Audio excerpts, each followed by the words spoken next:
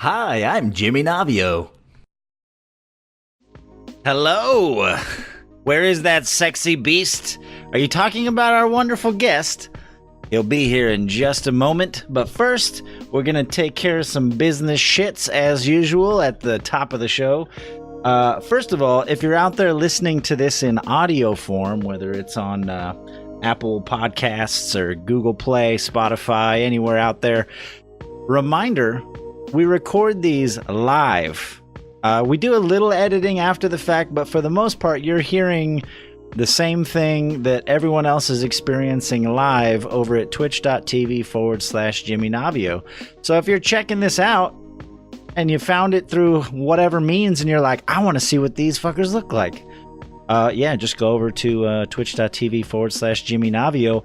Or if you want to catch old episodes, we also put the videos up on youtube.com/JimmyNavio. We have a playlist with every episode of Hit the Bucket. This is episode number 33. So we're getting up there. We're going to have to do something special once we hit 50. Another reminder, if you want to reach out to us for any reason whatsoever, if you want to be a guest, if you want to suggest a guest, or you got a silly video or a review, or you want to tell me to suck eggs, you can hit us up at hitthebucketpodcast@gmail.com. That is the place to get a hold of us. I check it every day and I cry because no one ever sends me any emails. But I do check it, so I promise you, if you send us a message. Oh, one more new announcement. I've been asking you guys, there's lots of sites out there where you can review podcasts and they like aggregate podcasts. You can also review it on like Google Podcasts. If you Google Hit the Bucket Podcast and you find us on one of those sites, or if you find us on Apple Podcasts or wherever, and you write a review and send me a link to that review or take a screenshot of your review, and we're going to have James read it. Whether it's good or bad, we want to we want to see you guys write some reviews. Tell us what you think of the podcast. Submit it to us through our email address at hitthebucketpodcast@gmail.com, and we'll read it. We'll read your reviews live on the podcast. So I thought that would be something fun we could do, since we don't get a ton of Jumbotron James submissions lately. That might be another fun way that we can get to hear James's sexy voice a little more often. So if you want to do that, you can. We'll read them. It'll be fun. And that's all the business shits. Without further ado, let's go ahead and bring on my trusty co-host, James28, and our special guest, whom most of you are here to see this evening, Mr. Ogr3Magi. No, just kidding. It's Ogr3Magi.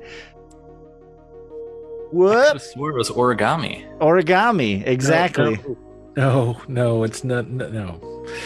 Welcome, Origami. How are you? Or if it helps, you could just call me Ogre. Most everyone just calls me Ogre. That's fine too. Hi, Maggie. How are you doing tonight? Lady Navio in Twitch chat asked, will you read who the review is from? Only if you want us to. When you email us the review, if you say, hey, I want this to be anonymous, or hey, shout out, let the people know who it is. Like, if you don't want us to shout you out or call you out, we won't. Let us know in the email, and we'll, yeah. Anyway, Ogr3Magi, you showed up on my radar, partially due to the ever diligent That Bishop girl, who's always trying to find us guests, and who is active in both my community and the Clever Nation community. So why don't we touch on that first? How are you involved with, for those who don't know, Clever Nation is a Twitch team. They're a whole community of people that was originally set up by Mr. Chris Clever, who was previously been on the podcast. We've had a couple guests. We've had Merlin Temple. We've had a few people from Clever Nation. Everyone from that team that comes on the podcast has always been an amazing guest. You guys have an awesome community. So why don't you describe how you're involved with Clever Nation? So I came in a little later than a lot of the folks that are involved with the community. However, I knew a good portion of them previous to the actual formation of the community. And since then, as of now, just recently, I was asked to be a community manager. So that is my current role within the community as a community manager, just helping to kind of speak out and steer people towards it. Nice. People about it. So do you, as community manager, do you have specific tasks? Are there things that you're responsible for, or is it more just like make this shit work? Yeah, kind of. It's kind of just make this shit work. Try to not let it burn to the ground. No. I don't have any specific job duties more than just try to help people, answer questions if they have questions, and guide them towards solutions if I can't provide them myself. Which was something I was already kind of doing in the community anyway, and I think that's a big part of why the other community managers like the lovely RKO and Bodok. According to the community, you're also responsible for wiping Chris's butt and keeping it moist. I mean, you got to do what you got to do. Comes with being the low man on the scrotum pole, you know. I love it. That's awesome. So how, this is a common, there's a couple questions, especially when we interview people who I met primarily through Twitch. How did you find Twitch? Everyone has an interesting story on where, you know, was it a streamer? Was it a moment in your life where you're just like sitting around, or was there like a lot of people, like for me personally, Twitch kind of saved me at a time when I was going through some hard shit. So I love hearing people's stories about Twitch and how they found it and how they got involved. And mine's weird. I actually discovered Twitch vicariously through my wife, who at the time was getting into a little game called Stardew Valley. And yeah, quite small. Well, yeah.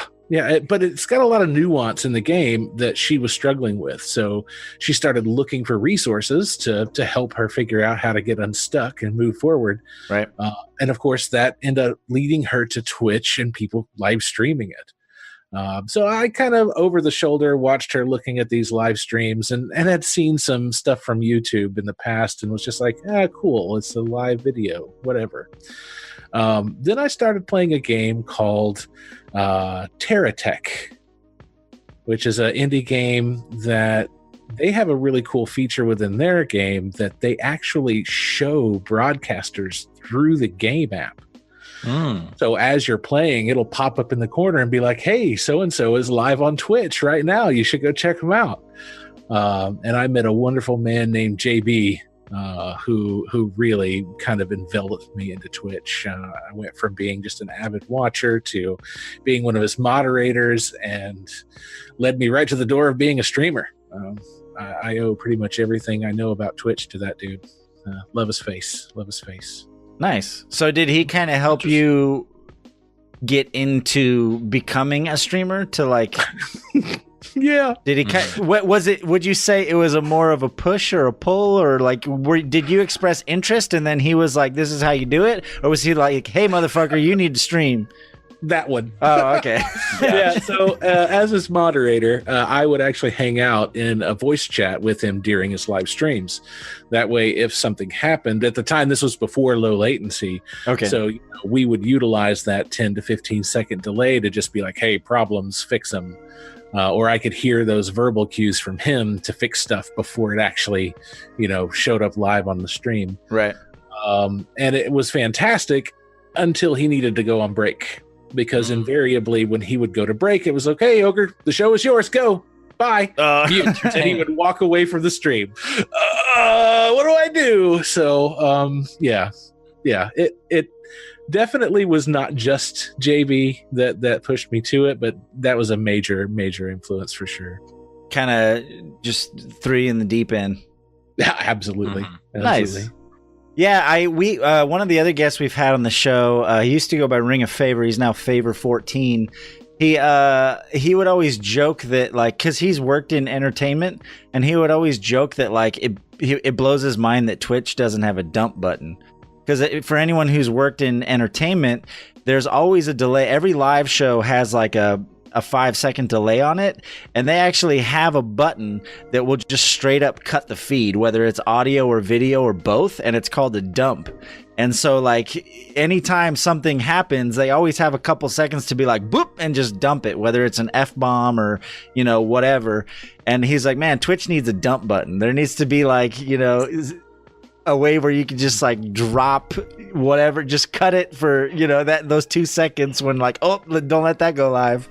I wonder if there's a way you could engineer that, though, because you can do artificial delays and stuff. So. Yeah. You can. And then when you exit OBS, they even ask you, it's like, oh, do you want to play like the rest of the footage that's already sent, but you have a delay? So it's like, what if you just like got rid of that part, just ended it immediately? Yeah. Or just, yeah. So yeah, Twitch, if you're listening, we need to implement a dump bucket, a dunk button. I said bucket. Well, it is hit the bucket, so I guess it's appropriate. The dump bucket. The dump bucket. That has a different connotation where I come from, guys. I don't know about you. Hit the dump bucket. Yes. I love it. That's perfect. So, so you started streaming.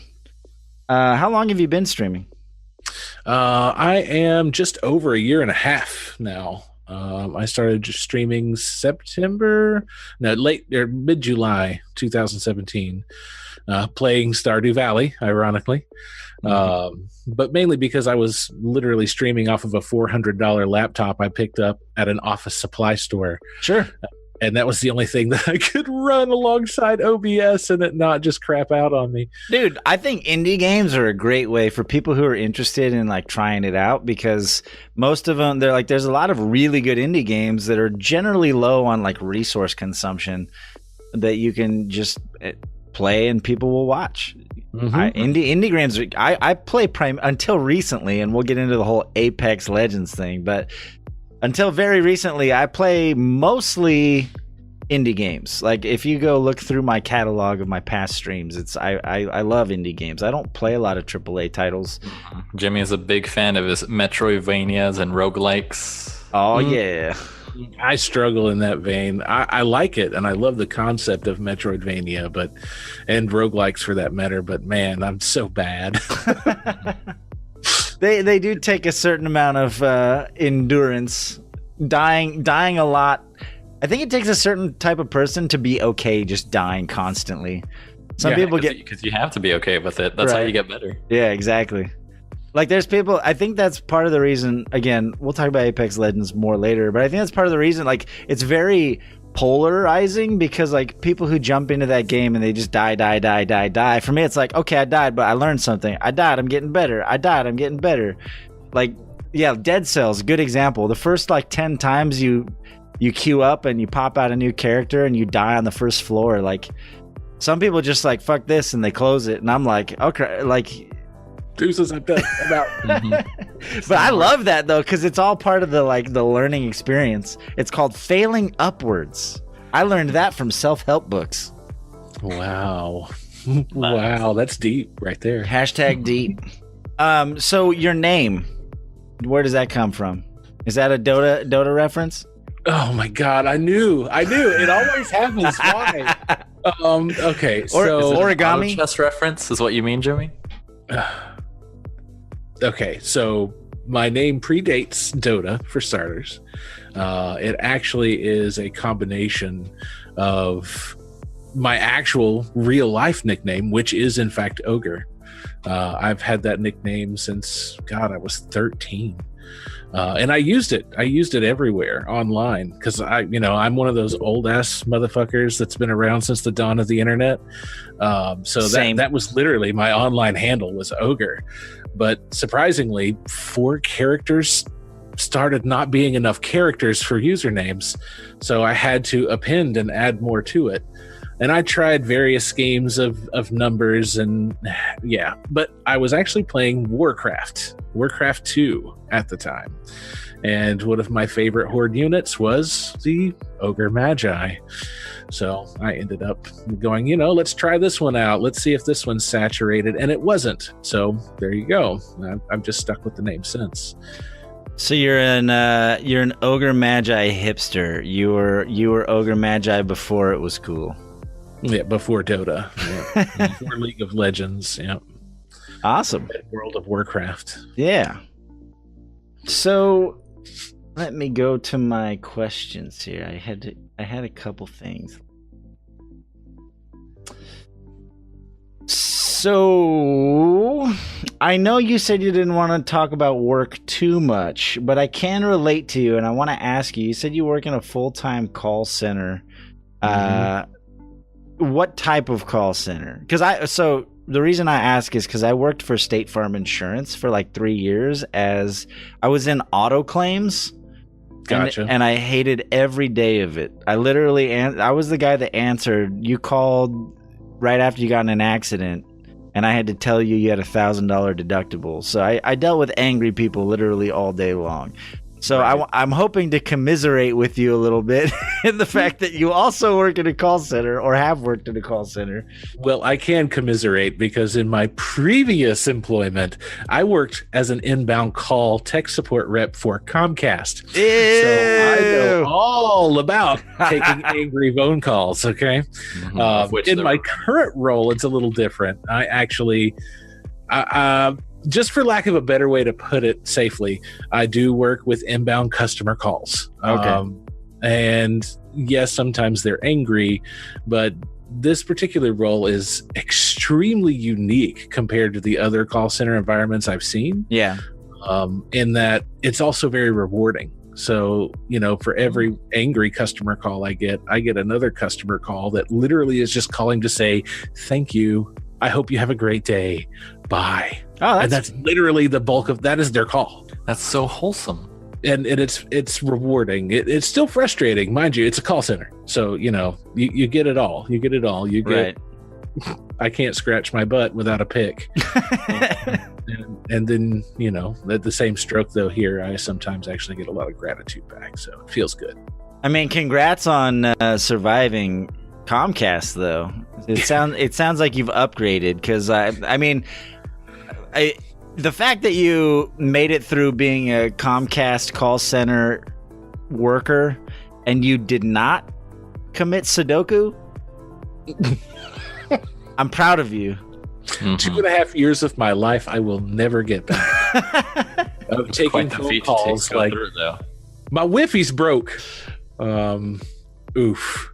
And by the way, for everyone who's about to email me and tell me it's seppuku and not Sudoku, I know it's a fucking joke. I don't know how every time I make that joke, I get at least one person who's like, it's not Sudoku. I know. Please spare me your emails. I got to say, it is really difficult to ignore this chat. I keep looking over at it and wanting to react, and it's like, You can. I mean, it's okay to mention the chat. Just maybe mention that it's Twitch chat live, so people out there listening know who you're talking to and why. I'm trying to be good. Stay focused. No, it's fine. We want to interact with chat. It's just mostly for our listeners out there who, for whatever reason, are not watching this live. Shame on you. When we randomly respond to people in chat, sometimes it ends up being confusing on the audio recording. So distract the ogre. Oh, now they've made it their mission. Yeah. Leave it to Genesis. By the way, I do want to recognize that Christopher Clever, your fearless leader, he did show up. So I feel like we talk about him enough that he finally showed his face during a podcast. He's like, "Oh, I'm not on the podcast. I got shit to do. I'll see you guys later." Yeah, well, he's got people that wipe his ass for him. So. No, we're gonna have him back soon. Maybe we'll have him back for the 50th episode or something. Since we keep stealing his members to be on our podcast. So you do the call center thing full time, and then so you stream part time, or you mostly stream in the evenings, or no? Well, don't you? Extremely late evenings. Don't you work in the evenings though? Mm-hmm. Yeah. I usually go live around midnight Eastern, or 9 p.m. Pacific, if you prefer. So yeah, I stream super late. I only go like 5 nights a week, and they're only mostly 3-hour streams. So I squeeze it in where I can. Yeah. Mhm. Okay. Cool. Yeah, it's solid. And one other thing I noticed on your list here, it said charity event organizer. Mhm. Do you do a lot of charity events? Well, there might be this one charity that I'm a big fan of that I just might be wearing their jacket here. But yes, yeah. Show us, what is it? Plug it. Plug it. Stackup.org, guys. They're a military charity. They benefit not just active duty soldiers, but also veteran soldiers globally, which is often misrepresented. It's not just U.S., it's a global charity.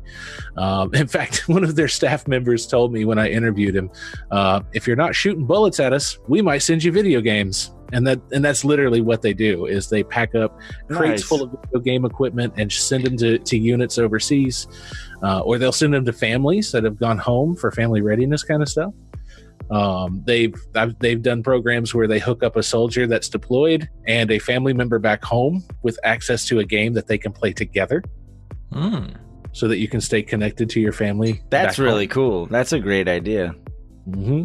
And then they also have an air assaults program where they'll pick up veterans, deserving vets, and fly them to geek culture stuff like Comic-Con or TwitchCon or PAX.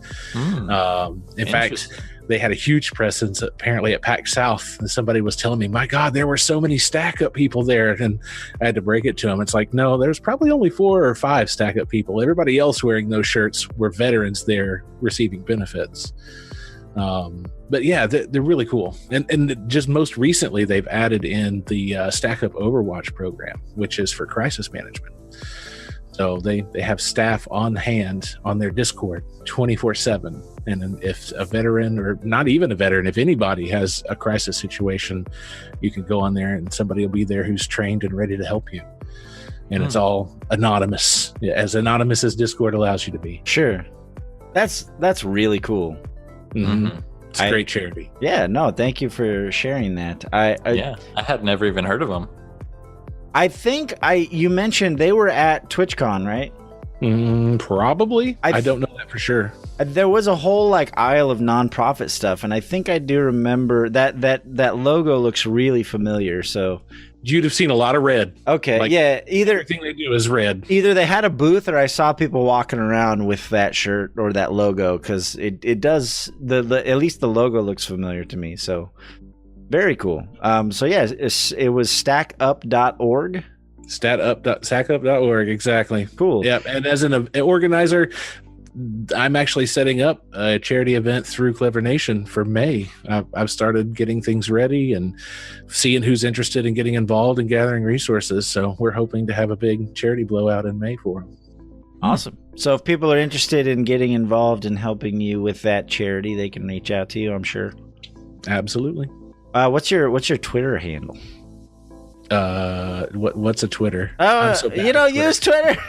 I mean, I have one. I use it. I mean, whatever your most commonly used source of. Should people email you? What's the best way? If someone gets your AOL screen name? If someone wants to get a hold of you to get involved with your charity, the best way would probably be Discord. To be honest, okay. OGRE #006 or 0066 would be the best way. I do Twitter. It's at OGR3. Feel free. I think I still have it set up for email alerts if I get dinged specifically or direct messaged. Okay. So I'm just, I'm so bad at social media. I just say my Facebook profile. That's how frustrated I got with that. Yeah. But Discord is probably the best way to try to reach me, though. Okay. Cool. Now, one more note on that. You mentioned disabled vets, and recently there's been a lot of talk, because I've known about it for a while, but there was a Super Bowl commercial about it, so everyone's talking about it. Have you seen much? What do you think of the Microsoft? They came out with that whole accessible controller, and they're doing their big media push now with Super Bowl commercials and all that stuff. It's fantastic. Yeah. Yeah, there's another charity out there that I'm a big fan of called Special Effect, and that's literally what they do. Is they put interactive interactive devices in the hands of children that can't interact with a regular controller. So yeah, that thing has been a big push for them. But they'll go all out. Like one of the neatest things I saw Special Effect do was they actually created an interactive system that tracks the eyes that allowed a small kid with no control of his arms to play Minecraft. With his eyes? With his eyes. That's crazy. With look tracking. And That's actually it's insane. really cool. It's really cool. And I think that controller, that is going to make things a lot easier for folks like that. So yeah, it's amazing. Well, yeah, now I'm jealous. I want to play Minecraft with my eyes. That's awesome. Well, it was no elite speedrun access. I know. I'm just... So, I think that's really the point, is that he could actually play. That's amazing. Yeah. It makes it more accessible to more people. Mm-hmm. Yeah, very cool. Paper crafter. I'm just going down this list because there's so many little interesting things you noted here. Now, are you talking like 4 foot tall, like takes 3 months to build connecting pieces together, or are you talking not yet? Not yet. Okay. Ooh, I've seen some crazy paper craft. Mm-hmm. Yeah, that stuff intrigues me, but it's seriously intimidating because when you're talking about those really big models, it literally takes just a couple of small errors and your whole model is now slewed to the left at the top. So it's really intimidating to tackle the big ones. But small models like this Breath of the Wild Link here that I made, are super, super fun. That's impressive as fuck. Like as you pulled it out, I couldn't even tell it was paper. Yeah, and I made this at work. Question. Did you follow like some outline or blueprint, or is that just 100% your like... No. That one in particular, I found a model online that somebody had already made a print sheet for. So literally all I had to do was print it off, cut out the pieces, and puzzle them together, which is the part I really like, is the actually figuring out how they all go together. Right. But I do have software that I can load basically any 3D model I want into it, and it will convert it into a flat 2D that I can shovel the pieces around and fit them onto paper and print them and make whatever I want. That's pretty cool. Someone in Twitch chat just said Papercraft stream. So they keep. I've heard this a lot. Maybe when I pick up a second camera. And that reminded me. As far as your stream goes, I popped in the other day and you were doing, I think it was Zelda speedruns. Mm-hmm. Yep. Link to the Past. So you're a speedrunner. Is this something new, or is this something you're just getting into, or? So I've been a Zelda fanboy for a long time. I mean, obviously, I made a papercraft of Breath of the Wild Link. And for the record, real quick, Link to the Past is the best Zelda game of all time. So I'm just gonna put that out there. You just earned so many points. Yes, Jim you is are real not good wrong. at talking sweet, isn't he? Yeah. I mean, it was I was at that point. I was at the most impressionable, like quintessential age when that, like the SNES, A Link to the Past. I watched my dad play through it, and then I played through it myself. Like it was just like that was the perfect Zelda experience. I love Ocarina of Time. Don't get me wrong, but for me personally, Link to the Past just has a very special place in my heart. So yes. See, for me, it was Link to the Past, or Legend of Zelda, the first one on Nintendo, and even Zelda 2. They were both great games, but I was at that age where like those were pretty hardcore games, right? Like you kind of had to be hardcore to get through and beat those games without a detailed walkthrough. But 3 kind of opened it up and made it E for everyone. Anybody can play that game. And yeah, I dove right in. I got my hands on that cart. I slapped it in, and I literally did not put my controller down until I had dropped Ganon 36 hours later. Wow. Because, no internet, no walkthrough. I just hammer my face against it till I got through it. Mm-hmm. But yeah, didn't sleep. Just flat out didn't sleep. Kept playing. But I mean, no walkthroughs, but you could write a letter to Nintendo Power and they might respond a few weeks later and tell you how to beat that part that you're stuck on. Call the hotline. Yeah, exactly. Oh my God, the hotlines. But no, I wouldn't call myself a speed runner. That's why even when I'm playing, randomizer and I'm looking at my time at the end of the run, I don't have that quintessential clock ticking away on the stream that's recording my out of game time and all of that. Maybe one day, but right now it's fun. It's a game that I loved as a child that I'm very familiar with. And I'm actually doing randomizer to keep it fresh. So, all of the chest contents have been shuffled throughout the game. Oh, that's interesting. That's what keeps it fresh for me. I'm not just playing the vanilla game. Yeah. So, and last run I was actually doing co-op, where my buddy Credence12, who streams here on Twitch as well, he had his running on his machine and I had mine running on my machine, and through a Lua script, the two pieces of software were communicating with each other. So we were actually sharing our item pool. So I find a bow, he gets access to the bow. He That's finds cool. a bottle, I get a bottle. So do you use I'm guessing that's some type of custom emulated version of the game?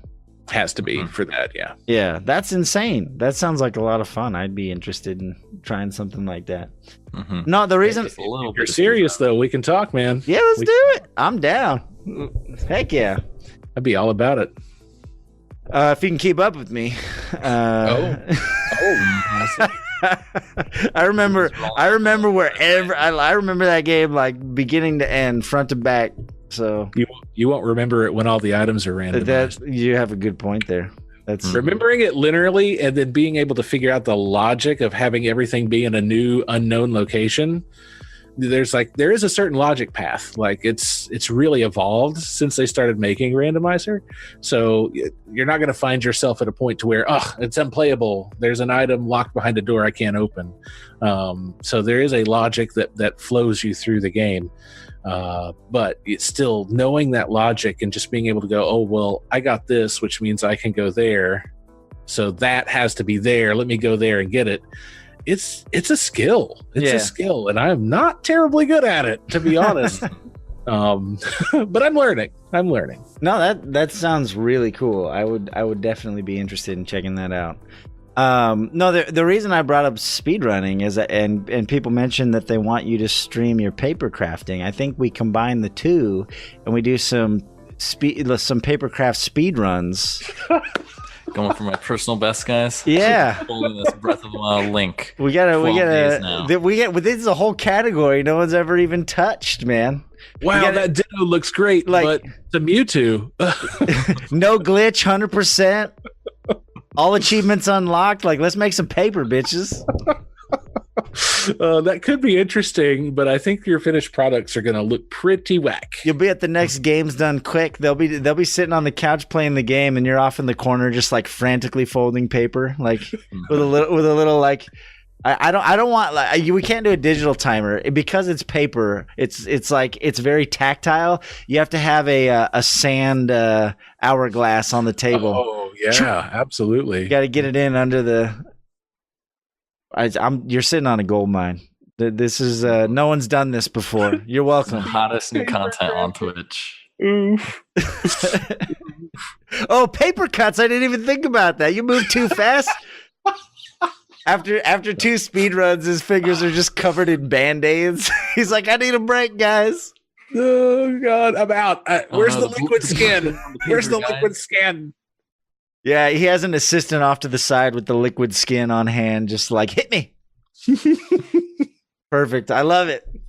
We're gonna create a new sport. It's speed paper crafting. Wow. Speaking of cuts on hands, look what my cat did to me. Look at this. Ooh. Oh, dang. What did you do to your cat? I tried to pet it, didn't you? I tried to. All I wanted to do was have her come inside. I was just trying to get her inside, and she destroyed my palm. It's right on that's my mouse in hand, too. It's like... Jimmy, cats are like women. Okay? Uh-oh. They Careful. do what they want to do. Okay, you try to steer that cat towards something, you can suggest it. That's fine, but don't push. You don't push. I think maybe that was my mistake. Yeah. And it's like my cat. He wants to go out. Cool. If it's pouring down rain, I keep the door open, and I'm like, are you sure, Buddha? Are you sure? And then he'll trounce down the porch. It's like, okay. And I just close the door and I let him stay out. Well, see, we have a cat, Sammy Cat, who's lived with us for a while. He's got a collar. He's used to the area. He goes in and out as he pleases. We just got another cat named Cora, and we're slowly letting her out a little bit, but we need to. We've been honestly really bad about getting her a collar.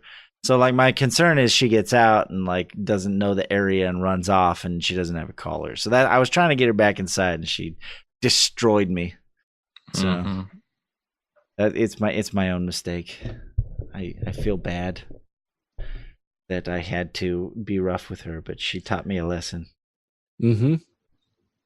Anyway, Ogr3Magi, I want to ask you some of our fun quickfire questions. Oh, before I do, one other thing. You mentioned that you're a father. I am indeed. How many little ones you got running around? Just one. Just one. Mm-hmm. Sorry, I said that like I was disappointed. I'm like, just one. Come on, dude. Just one. How could you have just one? It's because he used to be Mormon. That's true. I did used to be Mormon. I'm like, you don't got 7? The fuck? No, mostly I get disappointed when good people don't have more kids, because I'm a firm believer that idiocracy is our future, and I'm very concerned that a lot of idiots are having kids. I share the sentiment, but I also believe in overpopulation being a thing. So it's like there's like this conflict, this battle that wages within. Like, I'm smart. Should I make more smart babies? But it's tough. It's tough to pick the right side there. Mm-hmm. True. Kids are expensive. Mm-hmm. They are indeed. Yes. So I had the one. Me and the wife agreed. We just wanted the one because we're both single children. We're ourselves. Neither of us have siblings. So we had our kid, and we were like, you know what? We're done. What is that symbol? Did they cut your dick off? What, like? Oh, not like that. No, don't need that anymore, I guess. It's like, I had my kid. I'm done. Well, let's just get rid of this thing. I didn't nick all the way to make sure there wouldn't be a surprise kid. Got the old snip snip. Yep, I did. That reminds me of that Office. Never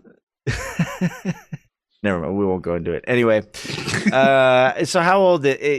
Let's get the details. Is it a he, she, a zimzer, zay? How old? Like, where are we? My little girl is 11. 11? Is she a super nerd? She's getting there. Right now, she's really heavy on the YouTubes, which is kind of terrifying in its own right. But she really likes it. In fact, that was one of the factors that pushed me into streaming, is that she was convinced that she was going to be a YouTuber. And I was like, well, I tell you what, I'll start up a stream, and we'll show you what it's like to record some video and do some editing, and we'll see if you still want to be a YouTuber. And that lasted 3 days. She's like, this is work. You're like, okay. So this isn't just like fun. I mean, not that it's not fun, but it's work. Mm-hmm.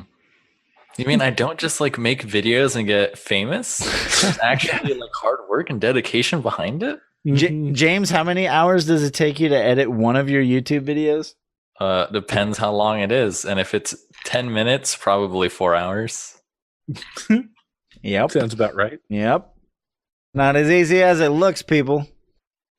No, that's cool though. At least you're like letting her learn that for herself. I think that's cool that you're like, cool, you want to do this? Well, let's go down that road and see how far down that road we get. Yeah, she lasted 3 days. I'm at about 20 months now. That's awesome. Does she know? Does she understand what streaming is? Does she know you stream? Does she?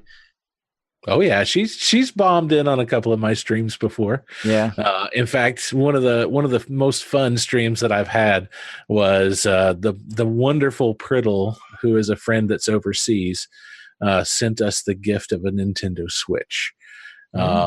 And not only did he send us the gift, but I was able to go live, have my munchkin sit down in my chair, with the box, and she got to live stream opening the box and finding the Switch. And did she not know what was in the box? no, Nice. no idea. That's She just awesome. knew there was a gift coming, and then she got to open the box.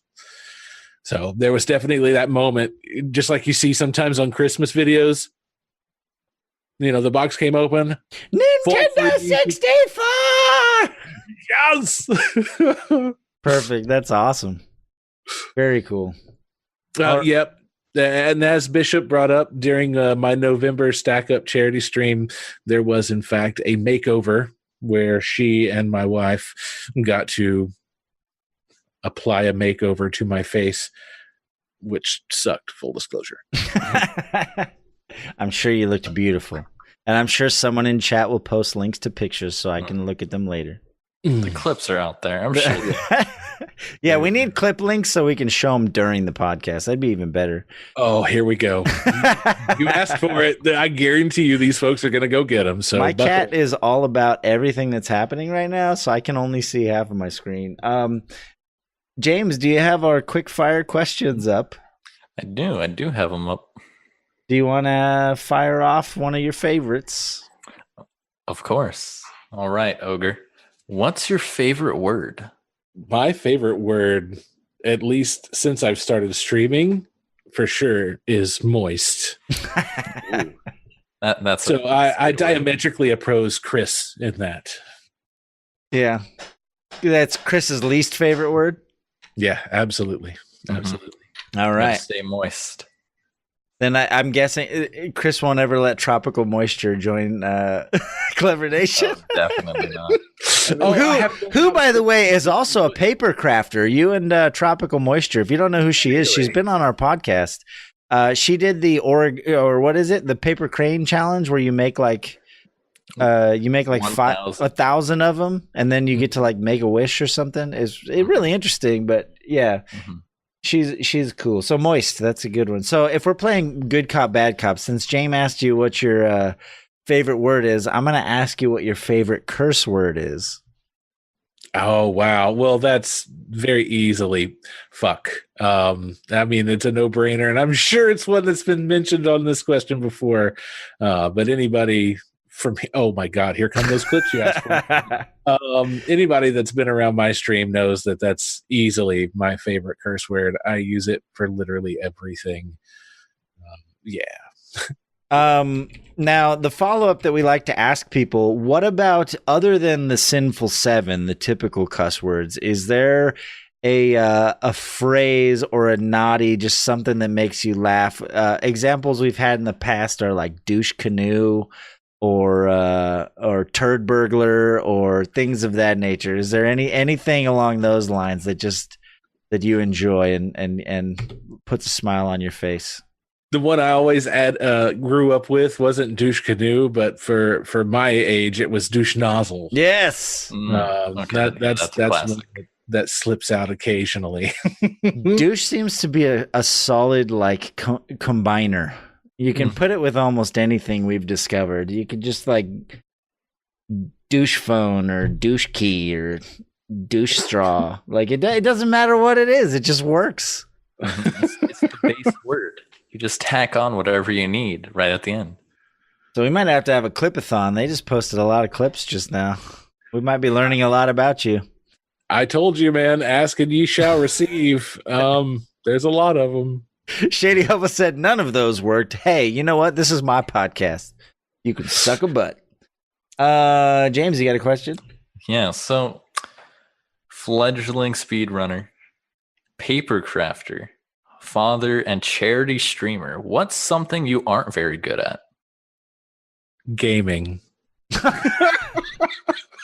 Disclosure, and something that we've talked about many times is that, if you're coming to Ogr3Magi stream to see pro level gameplay, there's your first mistake. You've already screwed up, because I'm going to be basically demonstrating how not to play video games. I exaggerate. I'm okay at video games, but probably the thing that if I were to say, hey, I am really bad at this, it's remembering things. I don't know if it's some kind of chemical imbalance or if it's just firmly ingrained selective memory.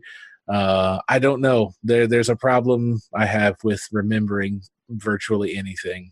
And it seems like the less fun the activity is, the more prone I am to forget it.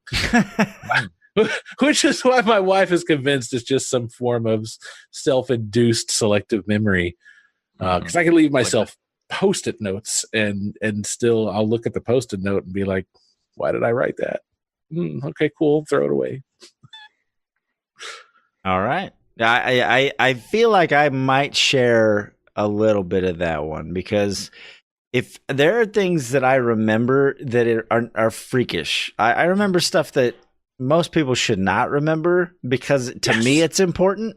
Yes. But then the most common shit, I struggle. I have to remind myself. I have to like send myself reminders on my phone. I have to like just like the most basic things that I'll forget. It's no best. Do laundry if you want to wear clean clothes tomorrow. Nah, that's optional. I forgot to do laundry. Fuck. Yeah. Cool. But you know, I've mentioned this before. I could tell you like the code for a game on regular Nintendo for invincibility called Astyanax. Up, down, left, right, up. The code for skipping levels on Ninja Turtles 2 for the regular Nintendo is BA, up, down, BA, left, right, BA, start. I could tell you every code, every cheat code for every video game I've played my entire life. I have it memorized. And I can't. I'll forget how to say your name by the end of the night. Mm-hmm. Yeah, I wish I had that kind of memory. Totally can remember. I'll just remember things people tell me, and then it'll come up in like weird situations. I'll be like, "Oh yeah, I remember your sister had that weird thing with her leg 3 years ago." And they're like, "Why do you know that?" And I'm like, 2 years ago. What, you don't remember telling me this? Wow. You would get along with my wife in that regard, James. That's for sure. Because she's like that. She has what she refers to as her Rolodex, where it doesn't matter what it is, how far back it was. Every spoken word she hears gets filed, hard-coded into her memory, and she can just recall that at a drop of a dime, and it's crazy. Mm-hmm. See, but for me, it only works with people. It'd be swell if that worked when I'm doing my tax homework. Like, what's the corporate tax rate? So, I don't know. I guess I got to check again. Yeah. We have people in chat dropping Doom codes that they have memorized. My favorite code for a game, I think it was Warcraft 2. So Ogr3Magi, maybe you can confirm. It may have been StarCraft. It might have been Warcraft 2. But the one to get tons of resources was glittering prizes. Glittering gold? I think it's glittering prizes. You can Google it and confirm, but I'm pretty sure from memory right now, I'm pretty sure glittering prizes is the you typed it in the little chat, you'd hit enter, you type glittering prizes and press enter again. And that would give you just maxed resources so you can Sure enough, Warcraft 2 confirmed. Gives you 10,000 gold, 5,000 lumber, 5,000 oil. Yep, that was straight off the dome. Wow, GG. The trick, though, is that gives it to not just you, but also to your opponent. Well, yeah, but when you're playing the computer, who gives a shit? Because I'm smarter. Then why did you need the cheats? Because it's just faster. Rosebud, yes. Okay, we're not gonna go down the rabbit hole of typing codes, but yes, we could talk about that all night. What sound or noise do you love? Like, what's a sound or noise that just reminds you of your childhood or a moment in time or just modem handshaking? Oh, there it is. James mentioned that one a few weeks ago. The 56K modem login. Go back. Go back. We're going for my first modem. You actually physically put the phone receiver on top of the modem. The 9600 baud. Yeah, boy. Yeah. I always thought it was funny that they felt the need to continue to play that sound even when it wasn't necessary anymore. Like when you'd use AOL and they would play the noise through the speakers, and it's like, I mean, I know that there's communication going on, but you really don't have to play it out loud anymore. Like you can just do the handshake. But I guess they felt the need to. I get it. If it's not making the sound, is it really doing the handshake? And that's really what it is. Right. That's really what it is. It's like I still meet people today that use AOL. I'm going to get on the AOL, not the internet. The AOL. And it doesn't matter that they're hooked up to an Ethernet connection that's always live. They're not on the internet until they've opened AOL. Mind you, I live in East Tennessee, and it's pretty backwaters here. But my God, I still meet people that are in that mindset, like AOL is the internet. It's mind-boggling at times. Yeah, that's I remember those days. I remember Net Zero, where like it was free, but there was like this ad that would just sit on your desktop the whole time. There was all kinds of crazy gimmicks back then. And then there was like pay by the minute versus like unlimited versus pay by the megabyte. Like there were so many pricing schemes and those free AOL discs. And that noise brings all of those memories back. The screaming at your mother because she picked up the phone. Oh, dude. So get this. Before I'm on the internet. Yeah. Before I knew how networking worked, like this is how bad I was. Me and my friend Mike, we wanted to play StarCraft together, and we didn't realize that you could just get like a network hub and just like, Ethernet connect to each other. Like my parents had 2 phone lines, and we would tie up both of them. We would have one computer call the other computer so that we could play each other multiplayer on StarCraft because we had no idea what the fuck networking was. That's fantastic. If it works, it works. And so, yeah, if you get a phone call or someone picks up the phone, like 3/4 of the way through our match, right when I'm about to like push in on his base, like, nope. Game's over. You got to start over. Somebody's like, hey, here's a flip cable. Yep. I'm sorry. A what cable? Yeah, a crossover cable. Or they even had like USB Ethernet back then. Like there were so many random like solutions to try and make that shit work. And come to find out, all I needed was a little like 10 megabit hub, and I could have done it all so easily. But I didn't know. Like I had no idea what a NIC card was or anything. Like, man. Now it's so easy. I had to learn hardware early, and I had to learn it virtually on my own. I was probably 7 or 8 years old. I had discovered the joys of IRC. And of course, it was completely unmoderated other than self-imposed moderation within the channels. So, I went down that dark road of, wait, I can download software for free?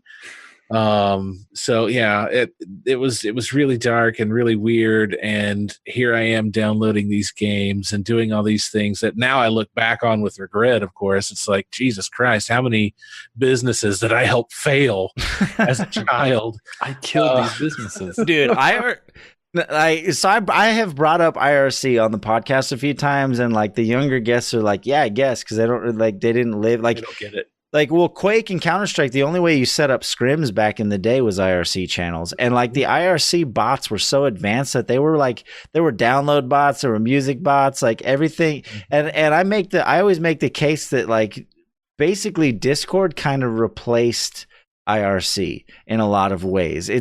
Discord is basically like a fancy version of IRC with voice chat. Like it has it fills a lot of the same gaps. Not that IRC doesn't still exist, it does. But like the barrier to entry is what like kept that kind of separated the real nerds from like the casuals, because to get deep into IRC and learn the commands and get a client set up and like have your channels set up and all that stuff, I used MIRC. I think I eventually actually did pay for it, even though you could use it for free and that nag popped up every fucking time you loaded it. But like I lived in that world, and it's just like I got deep into that, and like it's funny that you bring it up because I try and talk to people about it, and it's like, oh yeah, I'm 35. Never mind. If you want to relive internet relay chat, hit me up. We can talk about it because like, news groups and shit. Like Anyway, spent many hours on Internet Relay.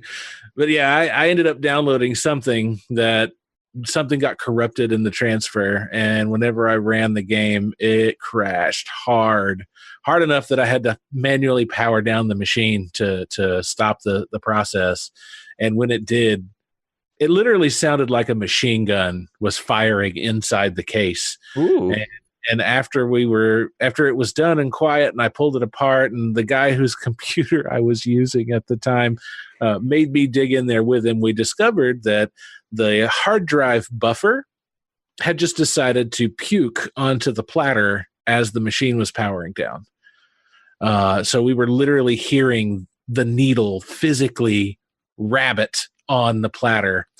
And it was awful because I had to help him not only pay for replacing the drive, but then he was like, okay, let's hook it up and you can go in and recover all the files that aren't corrupted.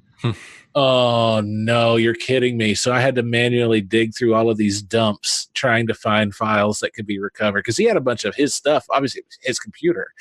No cloud backups back then, bitches. No, there was no cloud. There was no cloud. Zip disks at that point were the big. Oh, no. Dude, 100 megabytes. Ooh, it's huge. We're gonna. Oh God, we're going. So I literally worked at a computer store and sold zip drives to people. So you're like fucking. We're going down an old man when I was your age rabbit hole right now. Like this is not good. James better ask a question quick before we lose all control of our. It's already gone down that rabbit hole. It's like in my head, it's like now it's just USB drives, and even then, most people just use a portable hard drive. Mm-hmm. Yeah. Yep. What you got, James? Let's see what I got before we go even further into the old man tech zone. I mean, I can go further if you like. Oh, I know you guys can. 10-inch floppy drive. I'll just leave it at that. That is a thing, by the way. Mm-hmm. Not just a euphemism. Ooh. Don't copy that floppy. Mm-hmm. All right, Ogr3Magi. Your room, your desk, your car. Which one do you clean first? My plate. Unorthodox. I like it. That's not an option. The point is that I'm not terribly good at cleaning any of those things. So, my room, my desk, I guess my desk, since it's the space where I spend most of my time.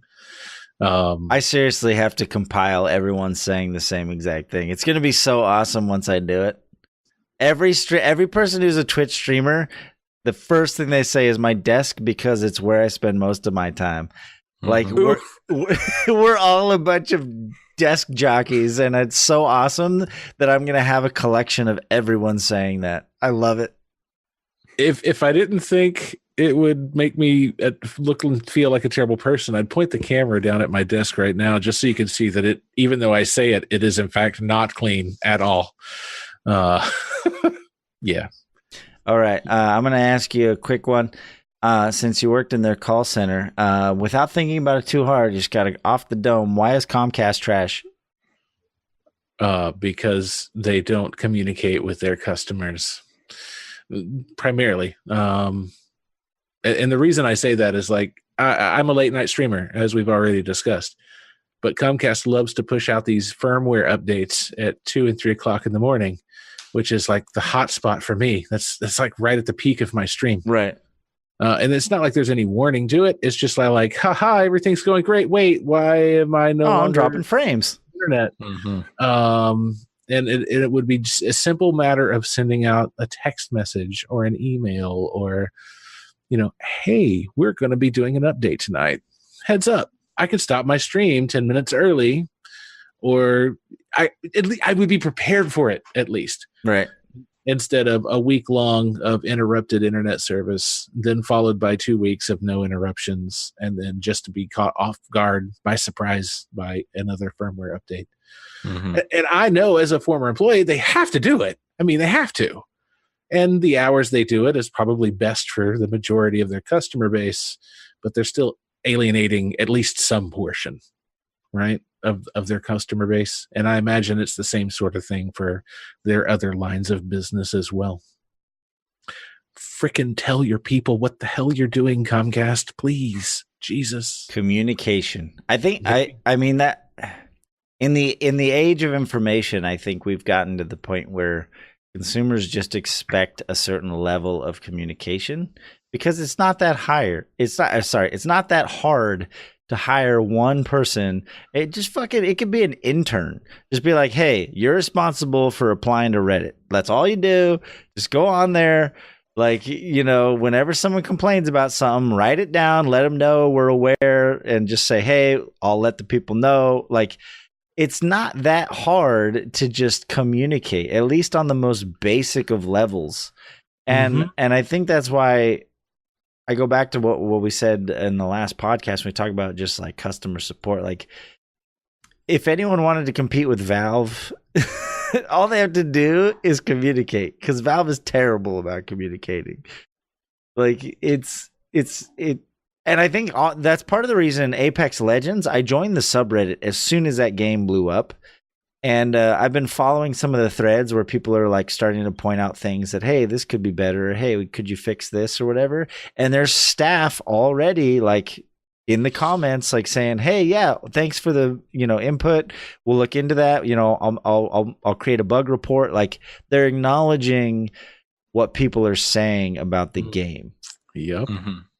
And that makes a huge difference. And that's why another example is League of Legends. Hate it, talk shit all you want, whether or not you like the game. If you go to the League of Legends subreddit, there's like 4 staff members who regularly interact with the community and respond to people in chat.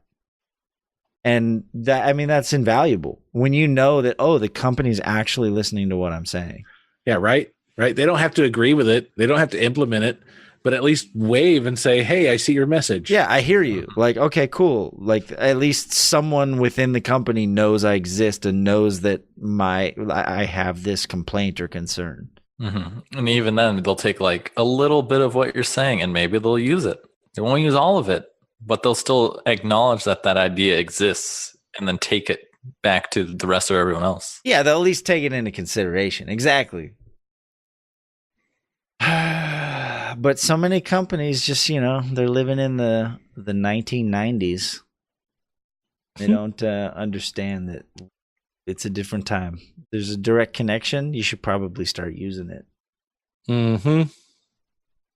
I mean, geez, in the case of Comcast, they already have a button they can push to mass spam me with HBO ads. I don't even subscribe to their television service. Yeah.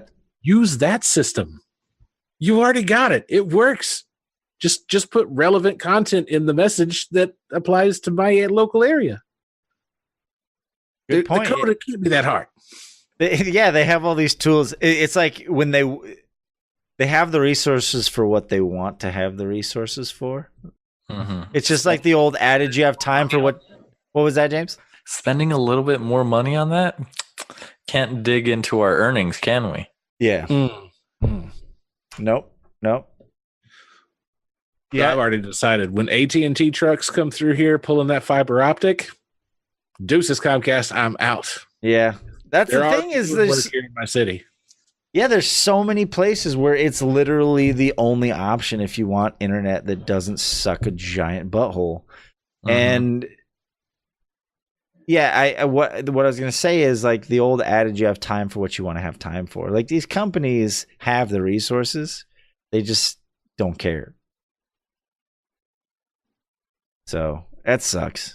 Last question, and then I think we're going to take a short break. This one's a fun one. It get you thinking a little bit.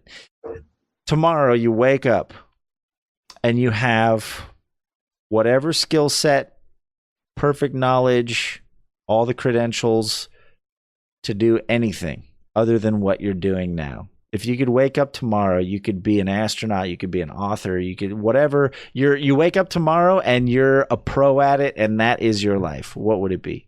Pilot. Really? No hesitation. Yeah. It was always my dream as a kid.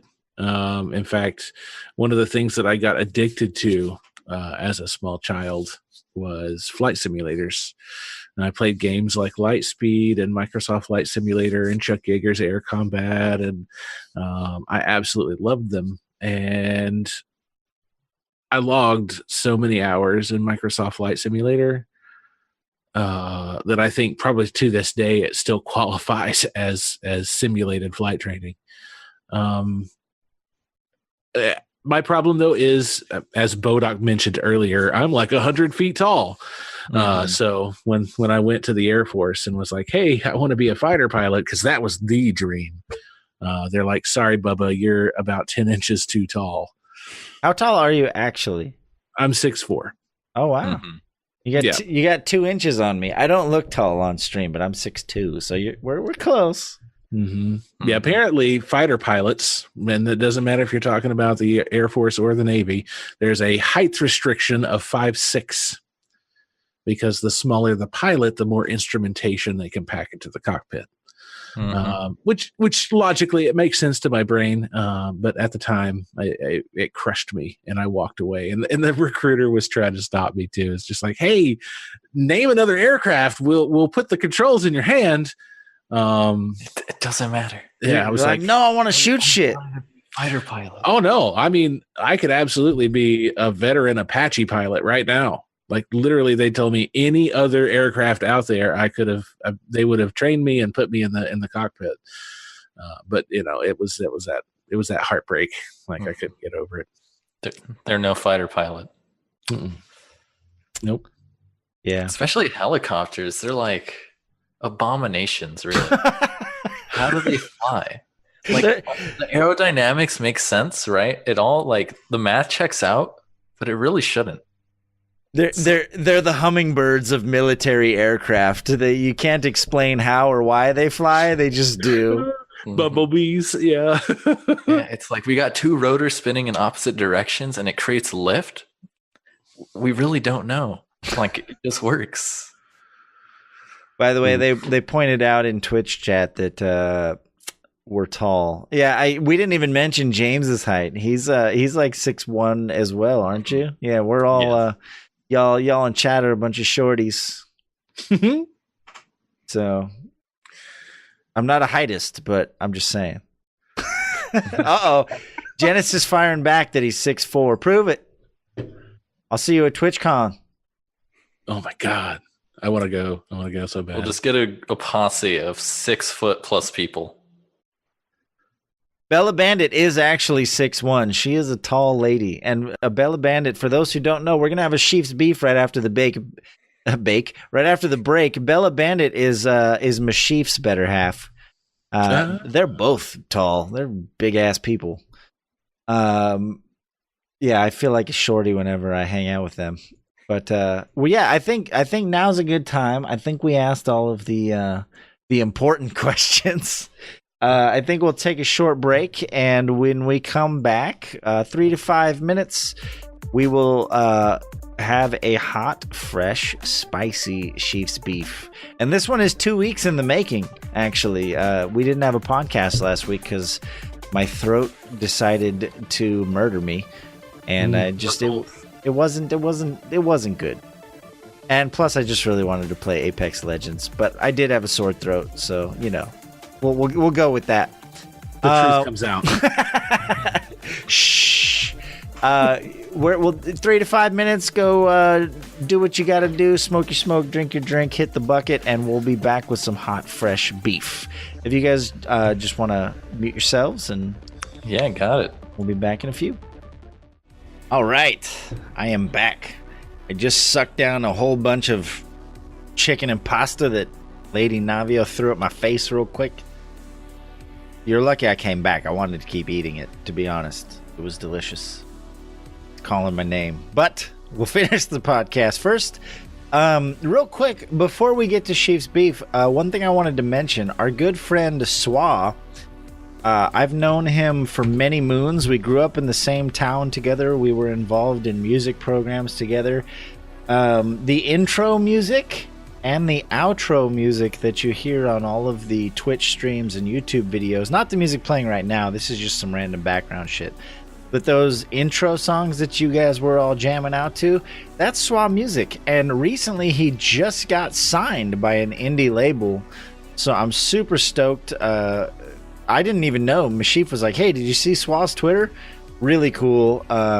So hopefully we're seeing some more stuff from Swa in the future.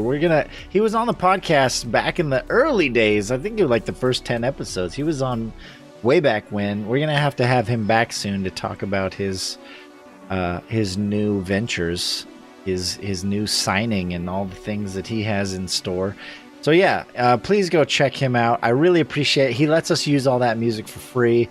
Super nice guy. He used to stream here and there. I always try and encourage him to do it more, but he's a busy dude. So Swa Music, check it out. And on that note, I think we're going to switch over to my media view here, because we've got some hot... Well, my voice just cracked. That's how excited I am about this beef. We got some hot, fresh beef. We were trying to figure out some technical difficulties with audio, so hopefully we've got that figured out.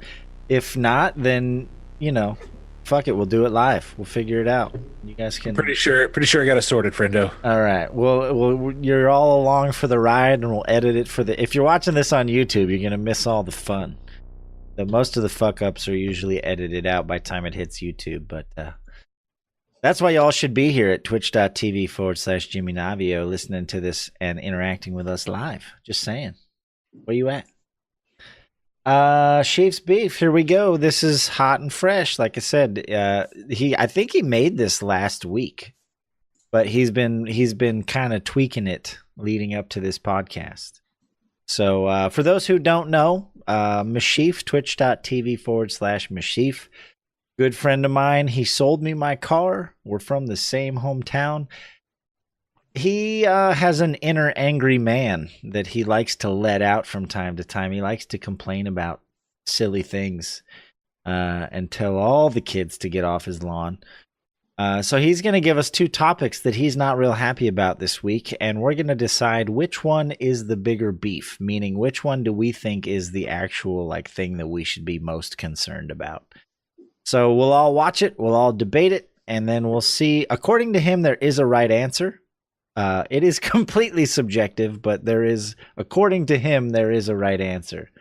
So our job is to try and figure out what that is. If you guys all have it up, usually we just all hit play. We'll do 1, 2, 3, go, and we'll all hit play at the same time. All right, sounds good. Cool. On go. Yep. I'll when you guys have it up. Yes. All right. 1, 2, 3, go. You need the beefiest of beefs, the sheefiest of sheeps. Then get yourself ready. Open up them buckles and eat some beef. It's Chief's Beef. Welcome, everyone, to the ring. I'm your host, Meshyf, bringing you this week's hot and spicy beef. Our first beef is Decibel Dicks. What? Now, these are the people that you're trying to play an online game with, and they just can't get the sound right. And I'm not talking they can't afford a good microphone. I'm talking they scream, they shout, they go full salt fucking tilt, and they're going to let you know. Or they're listening to music on the speakers, and instead of being a decent person and having push to talk on, they just have an open mic going the whole time. Someone vacuum in the background? No problem. We don't need push to talk. Now, fuck you people that are playing an online game and don't have the common decency or courtesy to hit push to talk or to not fucking scream or deep throat the mic. Listen, I don't gotta know what you guys are doing in your bedrooms while you're playing Fortnite. If you're deep throating that mic, that's fine. That's cool. Put push to talk on. You're the first beef of the week. That's a good one. Second beef is mute ranked players. Let me give you a scenario. You're playing an online game. It's a competitive mode with ranked involved. Have a fucking mic. The biggest thing with teams, in any team thing that you're trying to do, business, school, just playing fucking Fortnite with your friends, the biggest thing for winning is communication. Communication is so important. To have any part of the team disconnected and can't hear or listen or respond in the middle of a match is super, super detrimental to any kind of competitive spirit that you might have. So if you don't have a mic, sorry guys, you're banned from ranked. So ranked, mute players, mute ranked, whatever. Fuck you people that don't talk in competitive. You're the second beef of the week. Now, I'm going to give it up to Jimmy and James in the chat to figure out which of the two is the absolute beefiest beef. And when we come back, I've got a little surprise. All right. And we're going to pause it. I'm at 227 paused. Same. Same. All here. right. Perfect. So usually he shouts out our guest, but like I said, I think he recorded this last week. So Hey, it's cool. So yeah, we got two beefs here. We have those who, well, what did he call it? Decibel what? And Decibel Dicks. Decibel dicks and muted ranked players. So we usually let our guests go first. Why don't you give us your opinion on both of these topics and then decide which one, in your opinion, is the bigger issue? So first off, big old shout out on the quality images used in this video. I loved those. Fantastic, top marks. Now to the beef though, for me personally, I think the first one, Decibel Dicks, is by far the worst. What do you mean? Yeah, thanks for that. I like playing games online. I really do. I don't play a lot of things like Fortnite or PUBG or things like that, but I do occasionally enjoy such games off stream. And there's nothing more distracting when you're trying to sight down a long range target than having some bonehead yell at his dog who's pissing on his leg in a foreign language. It's distracting, it's irritating, and it detracts from the game. So that's definitely the one I would choose, because where I can appreciate in a ranked environment having your other ranked teammates communicate with you is beneficial. But there's also that point where, hey, these guys are also tiered. They wouldn't be playing with you if they weren't as good as you. Communication helps, but I wouldn't say critical. If everyone knows their role and is acting within their role, then you're probably still going to do okay. So, yeah, I guess that's my take on it. Yeah, Decibel Dicks for me, for all the way. Cool. What about you, James? The open mic one just brought back horrible memories. Because I played tons of Call of Duty when I was a young man. Tons. That was like my life. Live and breathe Call of Duty. And every once in a while, it was just like you described, that one person, open mic, blasting rap music the entire match. And you're like, can you not? I just want to enjoy the game. When instead Eminem is yelling at me the entire time. It's like, it's the most annoying thing. And it like throws you out of it. Because you're trying to pay attention to the game. You're trying to like get into it. You're trying to win. And then all you have in the back of your head is loud music. Sometimes you can't even make out the lyrics. Like it's so loud and it's like at a distant point from the mic. So it's just garbage. Or it's like he said, like it's just another language. Someone's yelling, someone's vacuuming. It's like always the most like mundane, insane sounds. And then the ranked one, that one bothers me because I relate to that one a lot. I used to play a lot of Rainbow Six Siege. And I could tell you every single game where people were talking to each other, I generally won those games. Every game where like I was silent because I didn't feel like talking, or I was the only one talking, I knew I was going to lose those games because I'd be making call outs like, oh, there's a guy, like they're breaching this window, like move, or they're going A side, or hey, the bomb dropped over here. People would listen to that and be like, oh, okay, so I can plan around that. Like, okay, so the objective's over there, we can do this and that. But when everyone's silent and you're just talking to yourself, it's like, what's the point of playing ranked if you don't want to win? Like that's a key part of the gameplay experience, is like that communication, that team play. So to me, I'd have to say that the ranked muted players is the bigger beef. Ooh, all right. Okay. Yeah, I both of them. So I definitely see both of them, and I do understand where specifically I know that Meshyf plays a lot of Overwatch, and I know that he probably gets really pissed off when he's playing ranked. He used to play a lot of Team Fortress 2 as well, which, like, don't get me started on voice communications on any of the old original Valve games. I know, so The issue is in Apex as well.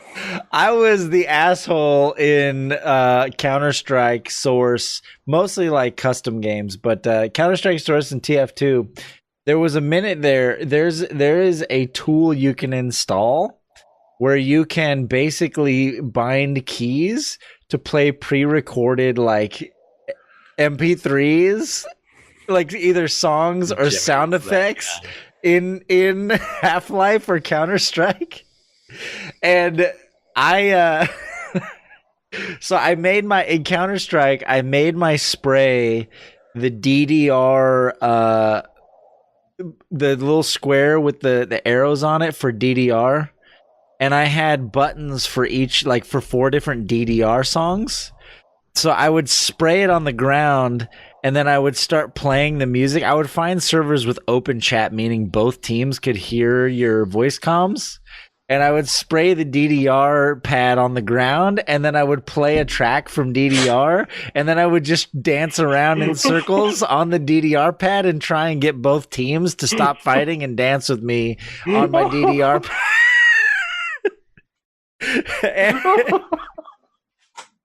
That is some next level shit. And it worked. There were actually multiple occasions, and it so it's not a completely original idea. Like, some of these ideas had been toyed with, and I'm pretty sure you could probably find some of the YouTube videos. Like, this is old Counter-Strike shit, but like there's dance party Counter-Strike videos where you just like play a song on the comms and try and get people to dance. But the DDR pad like took it to the next level. And so, like, I actually have fond memories of fucking with voice comms. I was that guy. I probably pissed off a lot of people in the process, but I also have a lot of fond memories of being the guy with the open mic playing bullshit. So I don't know how I feel about that one. But that Bishop girl brought up a good point. I have a thing called Thirsty Thursday where people from the community, anyone's welcome to join. We play multiplayer games and everyone gets in voice chat. We all have some drinks. We all just fucking talk shit. And one time this girl showed up, and she only came like once or twice. There's the rules. Somebody posted them. This girl showed up, and I think she had open mic. She didn't have push to talk, and there was a full-on drama. I don't know if it was a phone call or an argument or like her explaining to a friend. Like, it turned into like a soap opera, and we got more invested in like the drama that was happening on VoiceCom. It was a phone call. There you go. And like, we weren't even playing the game. At one point, we were just commenting on the background noise of this whole drama that was unfolding on voice chat. So like, it's a problem, but it's also kind of fun because you have like those organic moments. I can see it depends on the game, I guess, and it depends on the expectation. Mm-hmm. And I think, you can always turn it down. And that I guess that's ultimately why it's never been a huge problem for me, is because sometimes I like that. I like when everyone's just fucking around and it's loud and obnoxious and fun. I'm a pretty extreme extrovert. I like going to parties and like yelling over music and shit. So maybe on some weird sadistic level that appeals to me.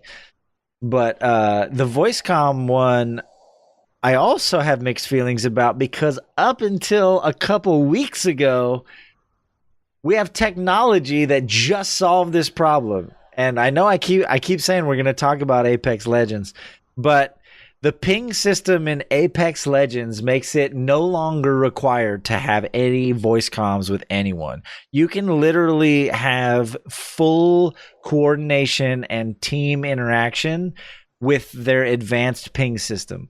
Like, you really don't need to talk to other people. It's pretty amazing how well it works. And so, like, I would say up until a couple weeks ago, it was an issue, but it's pretty revolutionary what they've accomplished. Although I have to say, PSA to everyone out there: when I ping enemy spotted, that just means, hey, there's enemies over there, not let's go in and attack these guys 500 meters away. Oof. True. So many times I'm like, oh, I see guys over there. My teammates that aren't talking are just like, oh, that's the signal, we're going in. I'm like, no. We all have shotguns. Why are you going in? Yeah, so this one's hard for me because neither one of them. We just got a host from someone I've never heard of, Chum's Podcast. Thank you. This one's like really kind of tough for me because open mic is annoying under specific circumstances, but I also kind of like it sometimes. And then the comms problem, I feel like technology is slowly solving that. So neither one of them is a huge beef for me, honestly. But if I had to pick, I would probably say, only because I'm a streamer and there have been times where people either talk too much or it becomes an issue. And I recently had to create a invite only channel, which I never wanted to do. I created a channel on my Discord that you can't join it unless I drag you into that channel. I used to just use my Bucketeers channel, but occasionally I'd be in there playing a multiplayer game and someone who's not playing would just pop in and be like, "What's up?" Like right in the middle of my stream. And I'm like, that's not cool. So I think if I had to choose one, I would probably choose the Decibel Dicks. Is that what we're calling it? Yep. Mm-hmm. Yep. I think I would probably lean towards Decibel Dicks if I had to choose one. So we got 2 votes. So me and Ogr3Magi, we're voting Decibel Dicks, and James is voting voice comms. Mm-hmm. Or lack thereof. Yeah. Lack of voice comms, I think, would probably be. I know I did see that we got a raid. I acknowledged Chum's Podcast. Thank you for stopping by. I hope you hang out. I hope you like it. We're doing a segment called Sheaf's Beef right now. And we're just about to find this is the exciting conclusion. We're debating which one is the bigger beef. Decibel Dicks who leave their mics open or talk way too loud versus what was it? Muted ranked players, people who are playing a ranked game, who are playing a competitive game and they don't say a word. They don't communicate at all.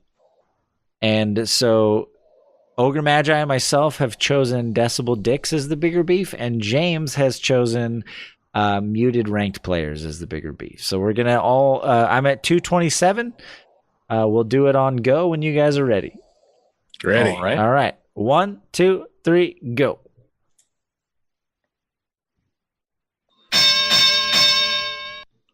Before we get to the biggest beef of the week, Oh. I have a special announcement, and that is we're doing our very first beef giveaway. That's right. We'll be giving away this very beef hoodie to one of our lucky listeners on I didn't Twitter. know this. All you got to do is go on Twitter and tweet out at me using the hashtag #HitTheBucket. I want to know what your biggest beef of the week is. You can use video, funny pictures, funny 140 characters. I don't care. I want to see what your beefs are. Let's get to the beef. Now, the beef of the week for this week is... Mute. What? Get out of Wait, here. accept my award Everyone's now. stuck in silver and bronze on Overwatch League. Not only because I suck, but because I get stuck with people that don't communicate. Communication is the biggest part of a team-based game. If you're on a team, you got to communicate. And if you don't want to communicate, go fucking play solo or quick play. Get out of my rank. You're the first. Baby of the week. All right. Well, shit. So apparently, we do not watch these, and we watch these live for the first time. So these reactions are genuine. I had no fucking clue that Meshyf was doing a giveaway. So I guess if you tweet at Meshyf, just at him and put hashtag #HitTheBucket in the tweet, and either type it up, create a GIF, a video, whatever. Which one is the bigger beef? So we need some counter arguments for all of you who disagreed, and for those of you that agreed with me, which is the most important thing. If you agree with me that Decibel Dicks is the bigger beef, you should probably just go ahead and hashtag #HitTheBucket a bunch of dicks straight to Meshyf. We forget the decibel part. Just send him a bunch of dicks. I'm sure he'd really appreciate that. Just all the I can dicks. get behind this. I can get behind this. He needs big ones, small ones, purple ones, floppy ones, whatever you got. Send him all your decibel dicks. Just saying. And you have a chance to win that the beef sweater. Apparently, that's pretty cool. I had no idea he was doing that. I said news, and I was like, "Oh, what could that be?" I want a beef hoodie. I don't know about you guys. For real, hoodie. That's pretty cool. I'm definitely gonna submit my own arguments. I want that hoodie. Fuck you guys. I don't care if I'm the host of the show. I didn't. Am I allowed to compete in this giveaway? I think you should not ask that question. That's your first mistake. Oh, that's true. Rigged, by the way. So yeah, send them all the decibel dongs. It's very beefy in person. So Bella Bandit, is Meshyf a shower or a grower? We should probably just go ahead and figure this out right now since we're on the topic of decimal dicks. Let's see. I want to get into some of these topics. So I guess the first thing we should talk about, since I've said we would talk about it multiple times, and we didn't have a podcast last week,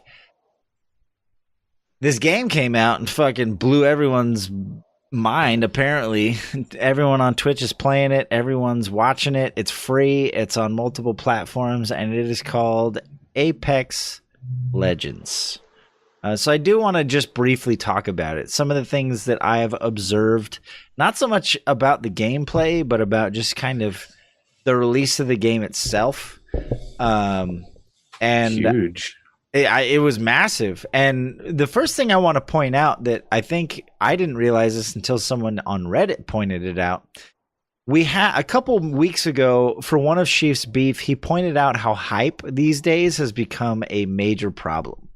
Where like things are just hyped out of like proportion. It's like, oh, fucking hype, yeah, and everyone gets excited for no reason. Like stuff just gets hyped before anyone even knows what the fuck it is. Like games that haven't come out, everyone's pre-ordering. Like hype has become a beast in and of itself. And someone on Reddit pointed out that this game, they did not advertise it. I mean, go try and find anything before 2 weeks ago about this game. They literally didn't hype this game at all. It just all of a sudden they're like, oh, here's Apex Legends, and people could download it and play it. And the game stood on its own merits. There was no hype at all, and I think it actually worked in its favor. Because if the game would have been hyped, let's say that they had a huge EA press conference, right?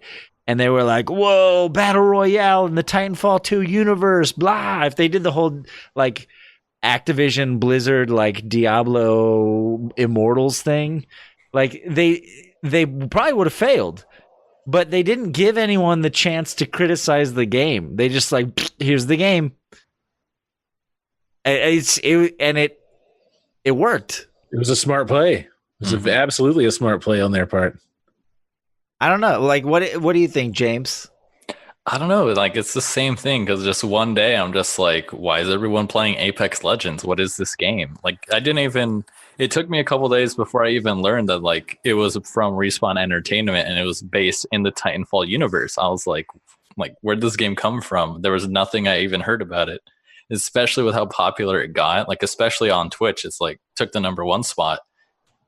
It came out of nowhere. Right. And I think that's what made it work. That's literally what made it work is, like you said, the lack of hype, the lack of criticism, because it's the internet. Everybody's got something negative to say about anything. You can put anything you want out there. Somebody's going to say it's hot garbage. Somebody somewhere is going to say it's hot garbage. So I think this is smart. This is a very smart play on their part. Yeah, and it kind of made me go back. Like I mentioned the Activision Blizzard, like Diablo Immortals debacle. It makes me wonder, like, if they would have not said anything about Diablo Immortals, right? If they just wouldn't have made any announcement about Diablo at all. And then, like, let's say summer 2019, which I think is when that's supposed to come out. Let's just say they just dropped it. And they're like, oh, here's a mobile Diablo game. Hope you guys enjoy it. it probably would have done really well. People have been like, "What? Like a Diablo Immortals like mobile game? I can take a shit and play Diablo?" Like people probably would have been pretty hype on it. But the fact that they tried to hype it and people were like, they saw the fire and the horns and they're like, "Oh shit, it's Diablo 4." And then they're like, "Just kidding, it's a mobile game." And then like they tried to hype it and it just fell flat. And then it just gives people all this time from when they announced it to when it actually comes out for people to just get more and more upset and just criticize it and just like shit on it and all that stuff. So it almost seems like the best strategy if you have confidence in your product to just not overhype it. Just like make a good product and just drop it on people and let it speak for itself. I mean, even if it's not a great product for that matter, you're talking about an IP that is recognized by virtually every gamer on Earth. Right. It's already hyped. It's fucking Diablo. Yeah, good point.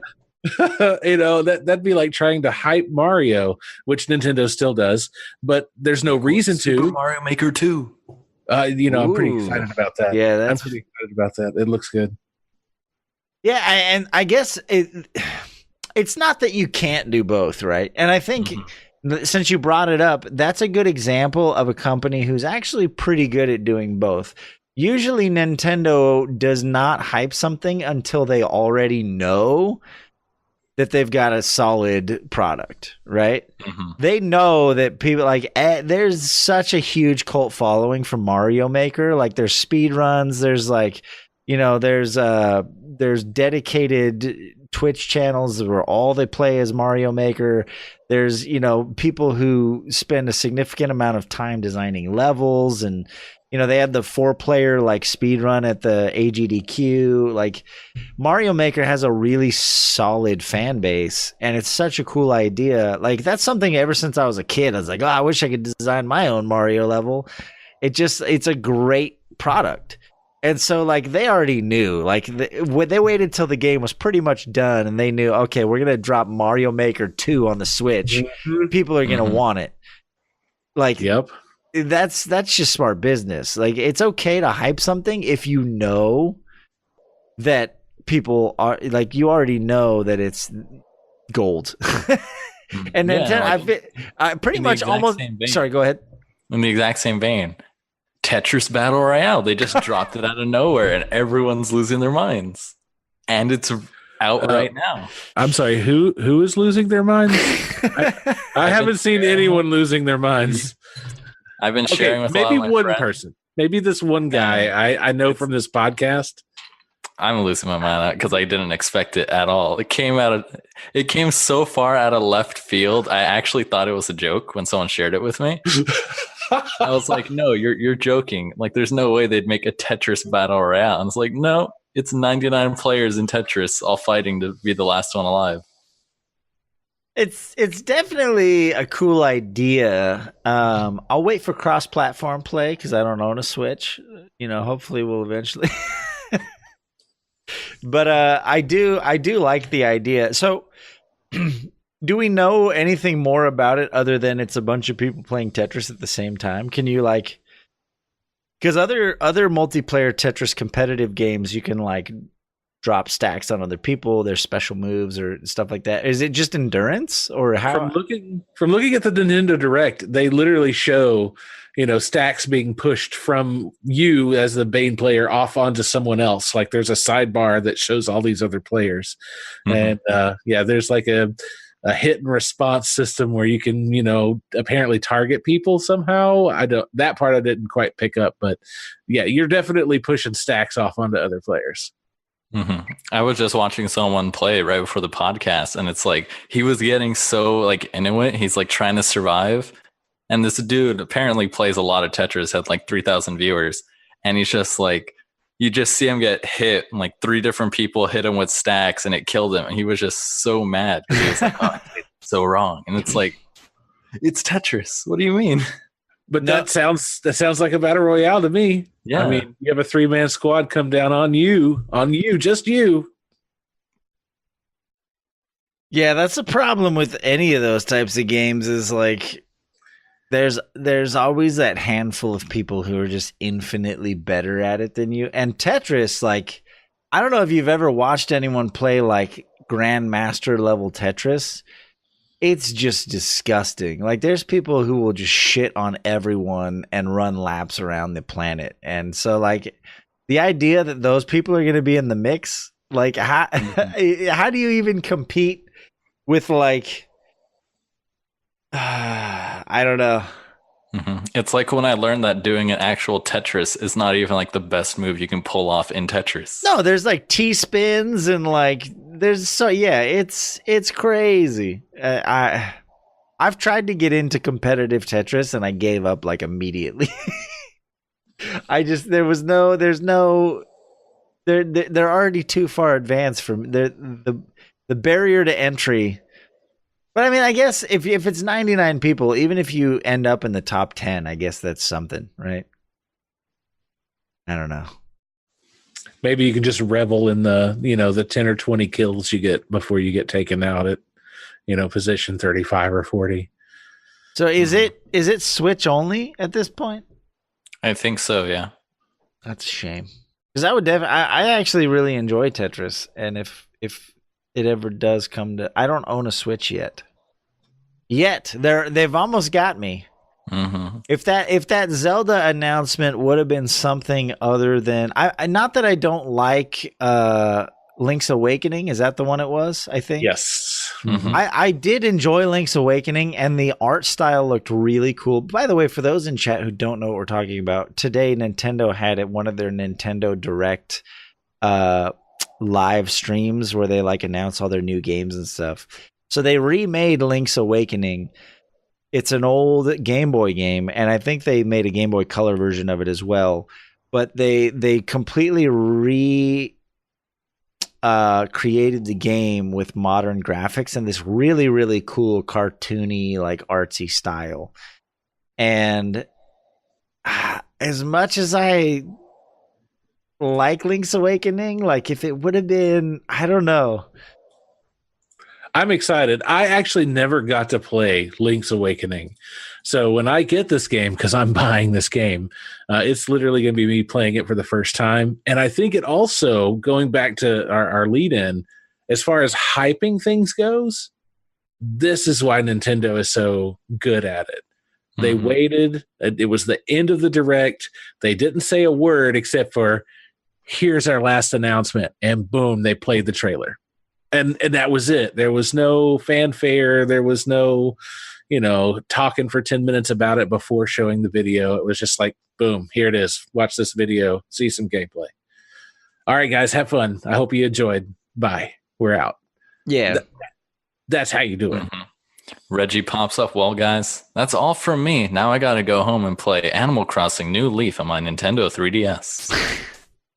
Fucking Reggie, dude. I'm glad it wasn't Reggie presenting. Reggie has a punchable face. Y'all can fight me, but that guy, I don't know why, but he rubs me in so many wrong ways. Y'all can love Reggie all you want, but something about that guy, I feel like he's got bodies buried in his backyard. Everyone who's ever crossed Nintendo. I don't trust the guy. There's skeletons in that closet. That goofy smile's hiding something. I don't know, Reggie. I don't know. No one man can be that powerful.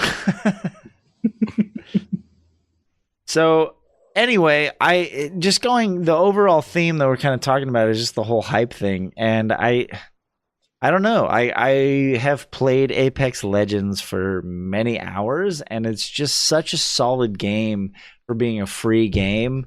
And the fact that they just released it and we're like, here's a game that we made. Hope you like it. It's free. And I can't stop playing it, honestly. Like the last few nights I've lost sleep over Apex Legends. And it's for those who have been around my channel, you guys know that I've tried every battle royale that's come out. Like even the top down ones. I've tried them all. Battle Right Royale. I've tried Darwin Project, which I love, but it only has like 80 people that play the fucking game now. I tried Realm Royale. I tried Fortnite. I've tried PUBG, and none of them stuck. But for whatever reason, like Apex Legends is just hitting all the right spots for me. You gonna teach me how to get good, Jimmy? Yeah, let's do it. If you hook me up with some multiplayer Zelda shits, and I'll and James and I will try to carry you in some in Don't bring it back. in some Apex Legends. Don't worry about it. We've been training. I like that. We've been playing squads. We went 3 games, wins in a row. Last week, we do pretty well together. Shady Hobos in Twitch chat asks, is Apex Legends free? Yes, it is completely free. It's on Origin. So if you have an Origin account, all you got to do is log in and download it. And I thought this was pretty relevant because Lady Navio there's been a couple nights where I'm like up till 3 playing Apex Legends, and I get a message on my phone saying, hey, don't stay up too late. You got work tomorrow. And like, it's not angry. She's just more concerned about me like getting sleep. And she's like, by the way, it's 3 o'clock. Mm-hmm. By the way, Jimmy, that's the Origin account with my Sims 4 on it. No, that's the thing. I actually I wanted to play Apex Legends so bad that because I bought her Sims 4, or is that the newest one, Sims 4? Yeah. I bought her Sims 4, but I made the mistake of buying it on my Origin account. And then, because I was like, I never use my Origin account. Like, what the fuck? Like, other than I played Titanfall 2, loved the game, but I haven't logged into Origin in months. So I bought her Sims 4, but I bought it on my Origin account. She's been playing it quite a bit, especially while I'm streaming. And then Apex Legends came out, and I'm like, I'm going to play this game. And so I'm playing Apex Legends, and she can't play Sims 4 because I'm logged into the Origin account. I had to make a whole nother Origin account so that I could play Apex Legends, and she could still play her games. That's where we're at with this whole thing. That's where the TV part came from. Yeah, exactly. I get it now. So, I get it. So I own 2 Origin accounts. There's JimmyNavio and there's JimmyNavio TTV, because my TTV one is the one I'm going to use to play Apex Legends and stream the game and things like that. It's literally the only game on that account. So if it helps, I'm right there with you. I decided last night after hanging out with you, I was like, okay, he said he's got a 980. I've got a 970. Surely I can just turn some stuff down. And I opened up my Origin account, which I've been in somewhat recently, but it didn't really click until I hit the download button that literally the only other title in my library is Sims 4. So you have these 2 just diametrically opposed games, Apex Legends, Sims 4. And they're the only 2 things that exist. Pretty much. That's all Origin is good for these days, I guess. But the reason I brought that up is because I saw this post on Reddit and I thought it was really funny. It's a text exchange between it says here, the wife is getting annoyed, had to hit her with an old bamboozle. And she said, what have you got planned today, boy? If you say Apex, I'm throwing your Xbox out the door. And he says, in that case, I'll be jacking it for about 8 hours. Don't come in. So that's his alibi for playing Apex. He's like, I'm gonna have a serious jacking session. I thought that was pretty funny because it was relatable. My friend asked me, he's like, how long did you play Apex yesterday? And I was like, only 12 hours. He was like, James. And I was like, I finished all of my obligations. It's like, that's when you show up, you're like, I can quit anytime. It's not a problem. Exactly. I did all my work. No assignments for till like 2 weeks. I mean, I hate to be a bandwagon person, but it really is a good game. I'm sorry. Like I said, someone even mentioned the one I forgot, Ring of Elysium. I tried that one. I've tried them all. I've tried every single one of them. Even what was the Rapture Rejects? The one made by Cyanide and Happiness. I actually enjoyed that one. It's pretty funny, but none of them stuck for me. Darwin Project is the one exception. If there were thousands of people playing Darwin Project, that's like the only battle royale I would play, but it doesn't have enough users. So Apex Legends it is, and I'm having a ton of fun with it. And fuck the haters, because it's a really fun game. Don't be one of those counterculture assholes who's like, oh, that's popular, I'm not gonna play it because everyone's playing it. It's a fun game. Sorry. Harry Potter, good movie.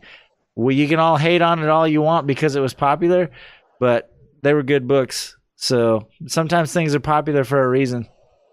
Right. Just saying. You don't gotta hate on things just because they're popular. Ogr3Magi. Do you think that Twitch has anything to worry about when it comes to Mixer? No, Why? because Microsoft.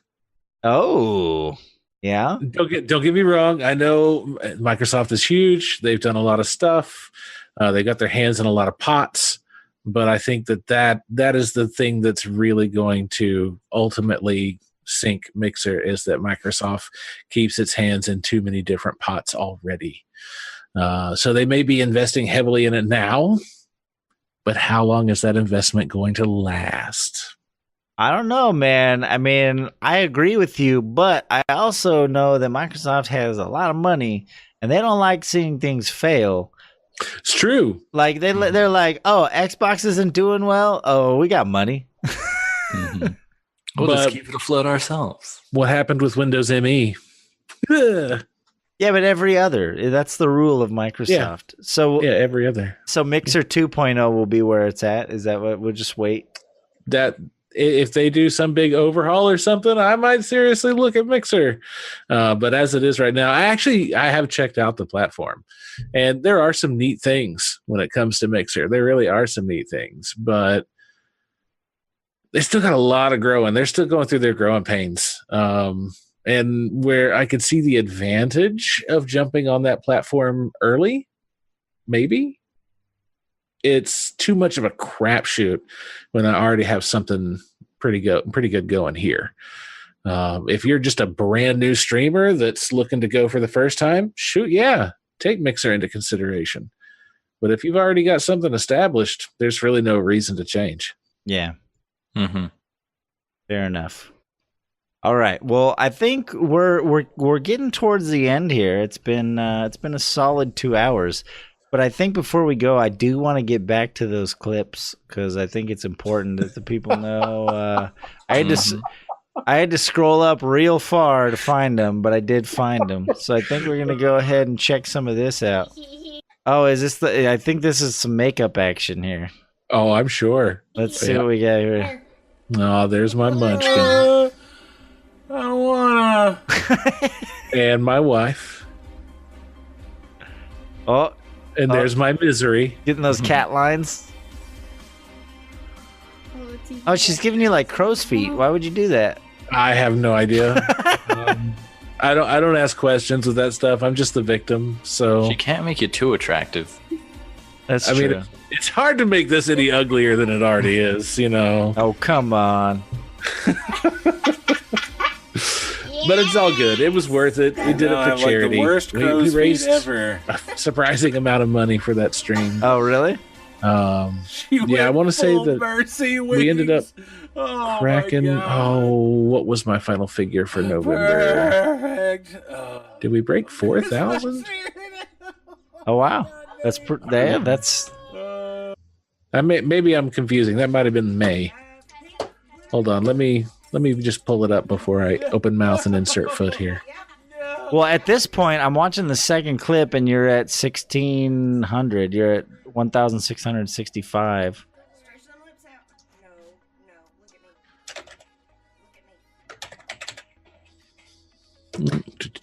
Here we go. See what else we got here. I'm just going through some of the clips that Bishop girl posted. Oh, you gotta face the camera, dude. There you go. I love your eyeshadow though. It's on Oh, point. yeah. Got the green eyeshadow. Digging that. We're still doing your eyes. Ready?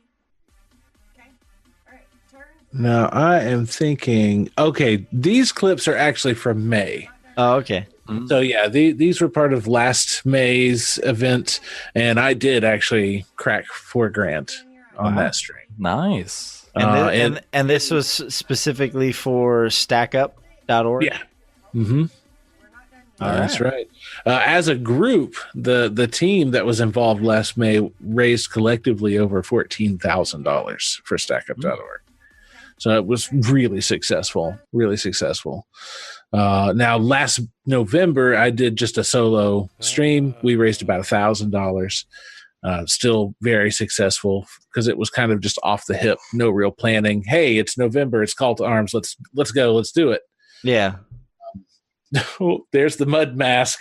Yeah, I'm gonna play this last one real quick. This one, that Bishop girl posted. I think she posted it because is this the same? Yeah, this is the same one that Baddock tried to post. But didn't your skin feel so soft and supple Yeah. Let him pick after at the mask came I love the green screen effect. No. Yeah, green mud. no, Green mud. Imagine that. Just wait till that stuff hardens. It's And it was already starting that was to harden. awful. That was literally the worst out of all of the things. That was the worst. So I have a just funny me, story about man. that. You know how those muds they harden and then it feels all like crusty, and when you try and move, it's like got that like weird like. Unfortunately, I do. Are you familiar with calamine lotion? I am indeed. So that's like it does a similar thing, right? When it dries, it kind of gets that like stuck crusty feeling on your skin. And that one's used specifically for like rashes or, blemishes, things like that. When I was a kid, when I got the chicken pox, Same. so yeah, there you go. In the comments, that Bishop girl knows what I'm talking about. But here's what happened to me. Here's the problem. I literally thought I was about to die because I fell asleep on my couch. I had the chicken pox. I've been scratching. Like, I have a scar right here from scratching this one spot, right? I have this huge pox scar right between my eyebrows. If I zoom in far enough, you can see it. Just from scratching my chicken pox. And so I fell asleep on the couch. And while I was sleeping, my mom took it upon herself to cover every single chicken pox on my body with calamine lotion while I was sleeping. And when I woke up and all of it had completely dried, do you know how strange it feels to wake up and your skin feels like it's dead and none of it moves right at all? Like, everything just felt completely wrong on my face, my arms, my legs. I literally thought I thought I was a leper. I thought my skin was like falling off. Like, I had no idea what that sensation was when I woke up and I started to move and my skin didn't move the way that it's supposed to move. And I was like, oh, I'm going to die of chickenpox. Like, this is the end. Like, it was the weirdest, most like frightening experience. So anyone out there who thinks, hey, I'm just going to wait till they're asleep and I'll apply the lotion, don't do it. It's not a good thing. It's not going to end well for anyone. It was frightening. And I still to this day remember that experience. Yeah, I was probably 6 or 7 when I got chickenpox, but I'd already been exposed to calamine lotion prior to, because around here it's used for poison ivy. Yes. And we have that stuff grows super common here. So I had been drowned in calamine lotion many times prior. So it wasn't a shock for me to wake up covered in pink.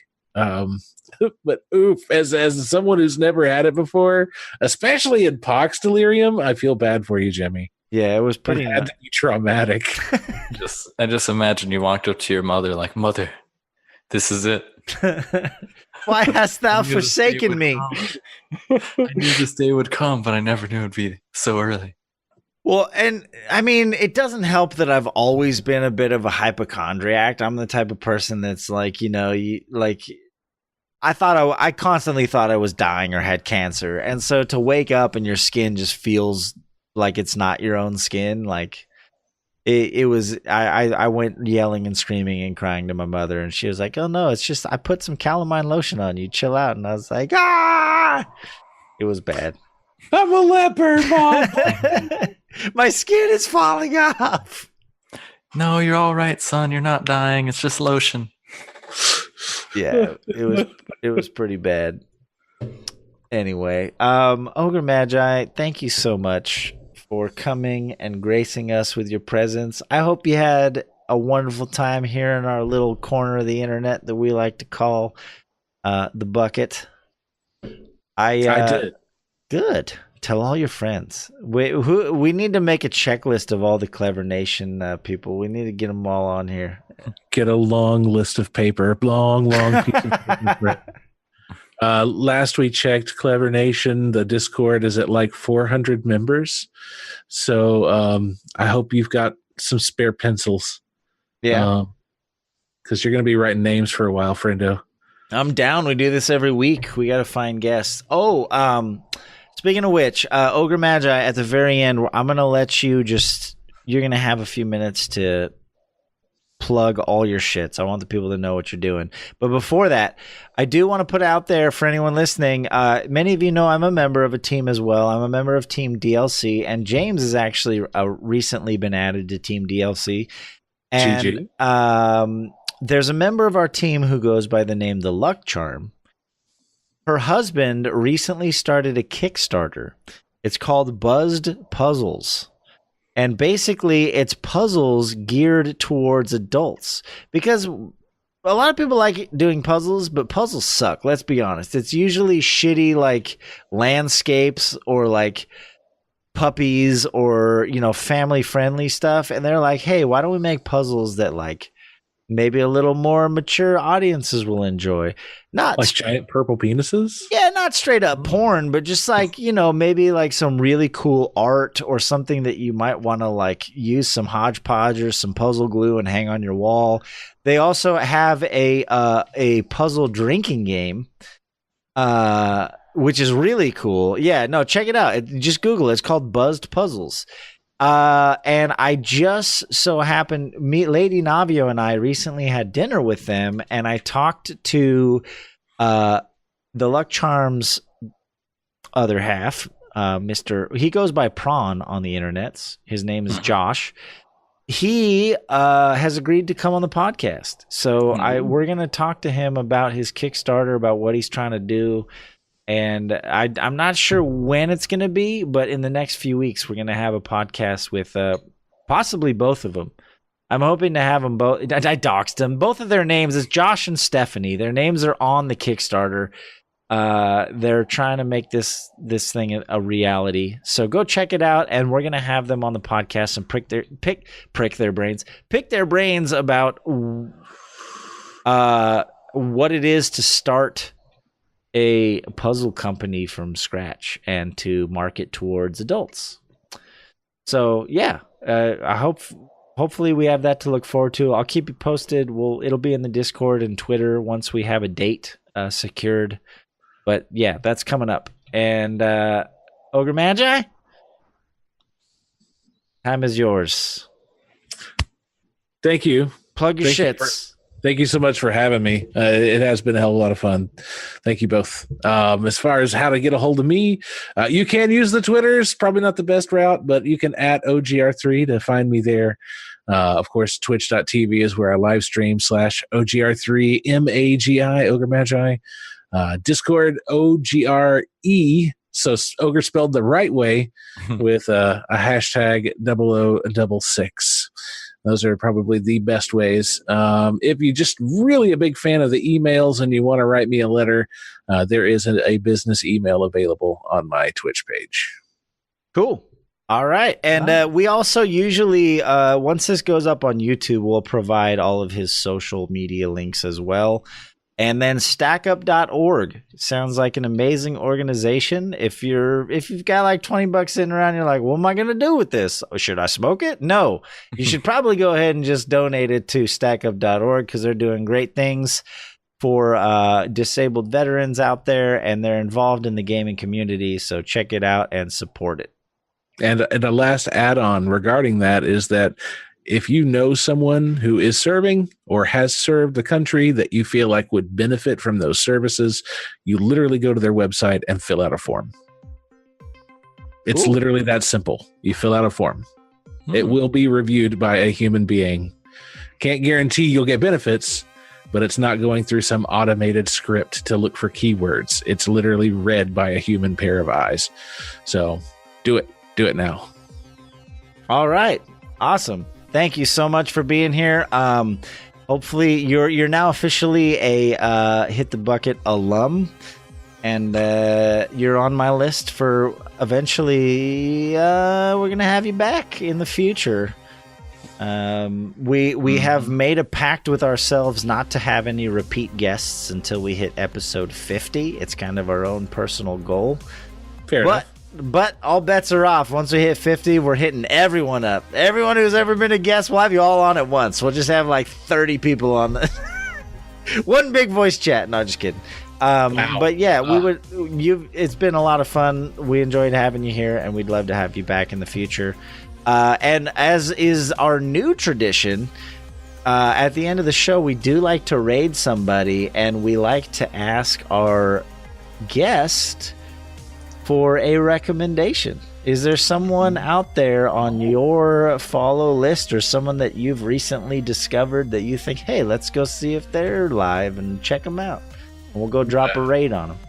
Let's head over here to clevernation.net/live to see who's live in the community. Who would be fun to go hang out with? Oh, there's so many good targets here. Oh yeah, we're totally doing this. So I would suggest we go see Caps Lock Keon because he's currently doing some cosplay, and I think it'll be good for a hell of a laugh. Could you or Bishop Girl put his... Oh, there you go. Thank you. Perfect. Someone already did it. There you go. I will copy pasta that. We're going to go drop a raid on Caps Lock Keon, member of Clever Nation. And we will be back next week with or without a guest, 6 p.m. Pacific on Wednesday nights. And if you want to stick around, Ogr3Magi, just for a couple minutes on Zoom, we usually take a couple quick little promotional shots. So thank you, everyone, for being here. Don't forget, go check it out at youtube.com/JimmyNavio. And write those reviews. Send us an email with your reviews, and we'll read them on the podcast. And I will be forced to read them. And you know what, James? You know what I just realized before we head out? Real quick, I don't think any of them are long. You have a Jumbotron James or two to read. Oh, gotcha. And I know whose these are from. A good old Mr. Ninja Breadmon with the message... Wood. Here, I'll spend some more. Wood. That was it. That's it. That is the Jumbotron James for this week. That cost him a whole lot of ducats for that. That's why. All right. So let's do it. Let's go raid your buddy here. What was it? Caps Lock Keon. Here we go. Everyone have a good night, and we'll be back next week. Thank you so much for being here, and thank you for all those follows and donations as well. I know, like I said, this is a podcast, so we don't always acknowledge them at the time, but I did see those come through, and I appreciate all of you for being here. Have a good night, and see you next week. See you all next time. Thank you.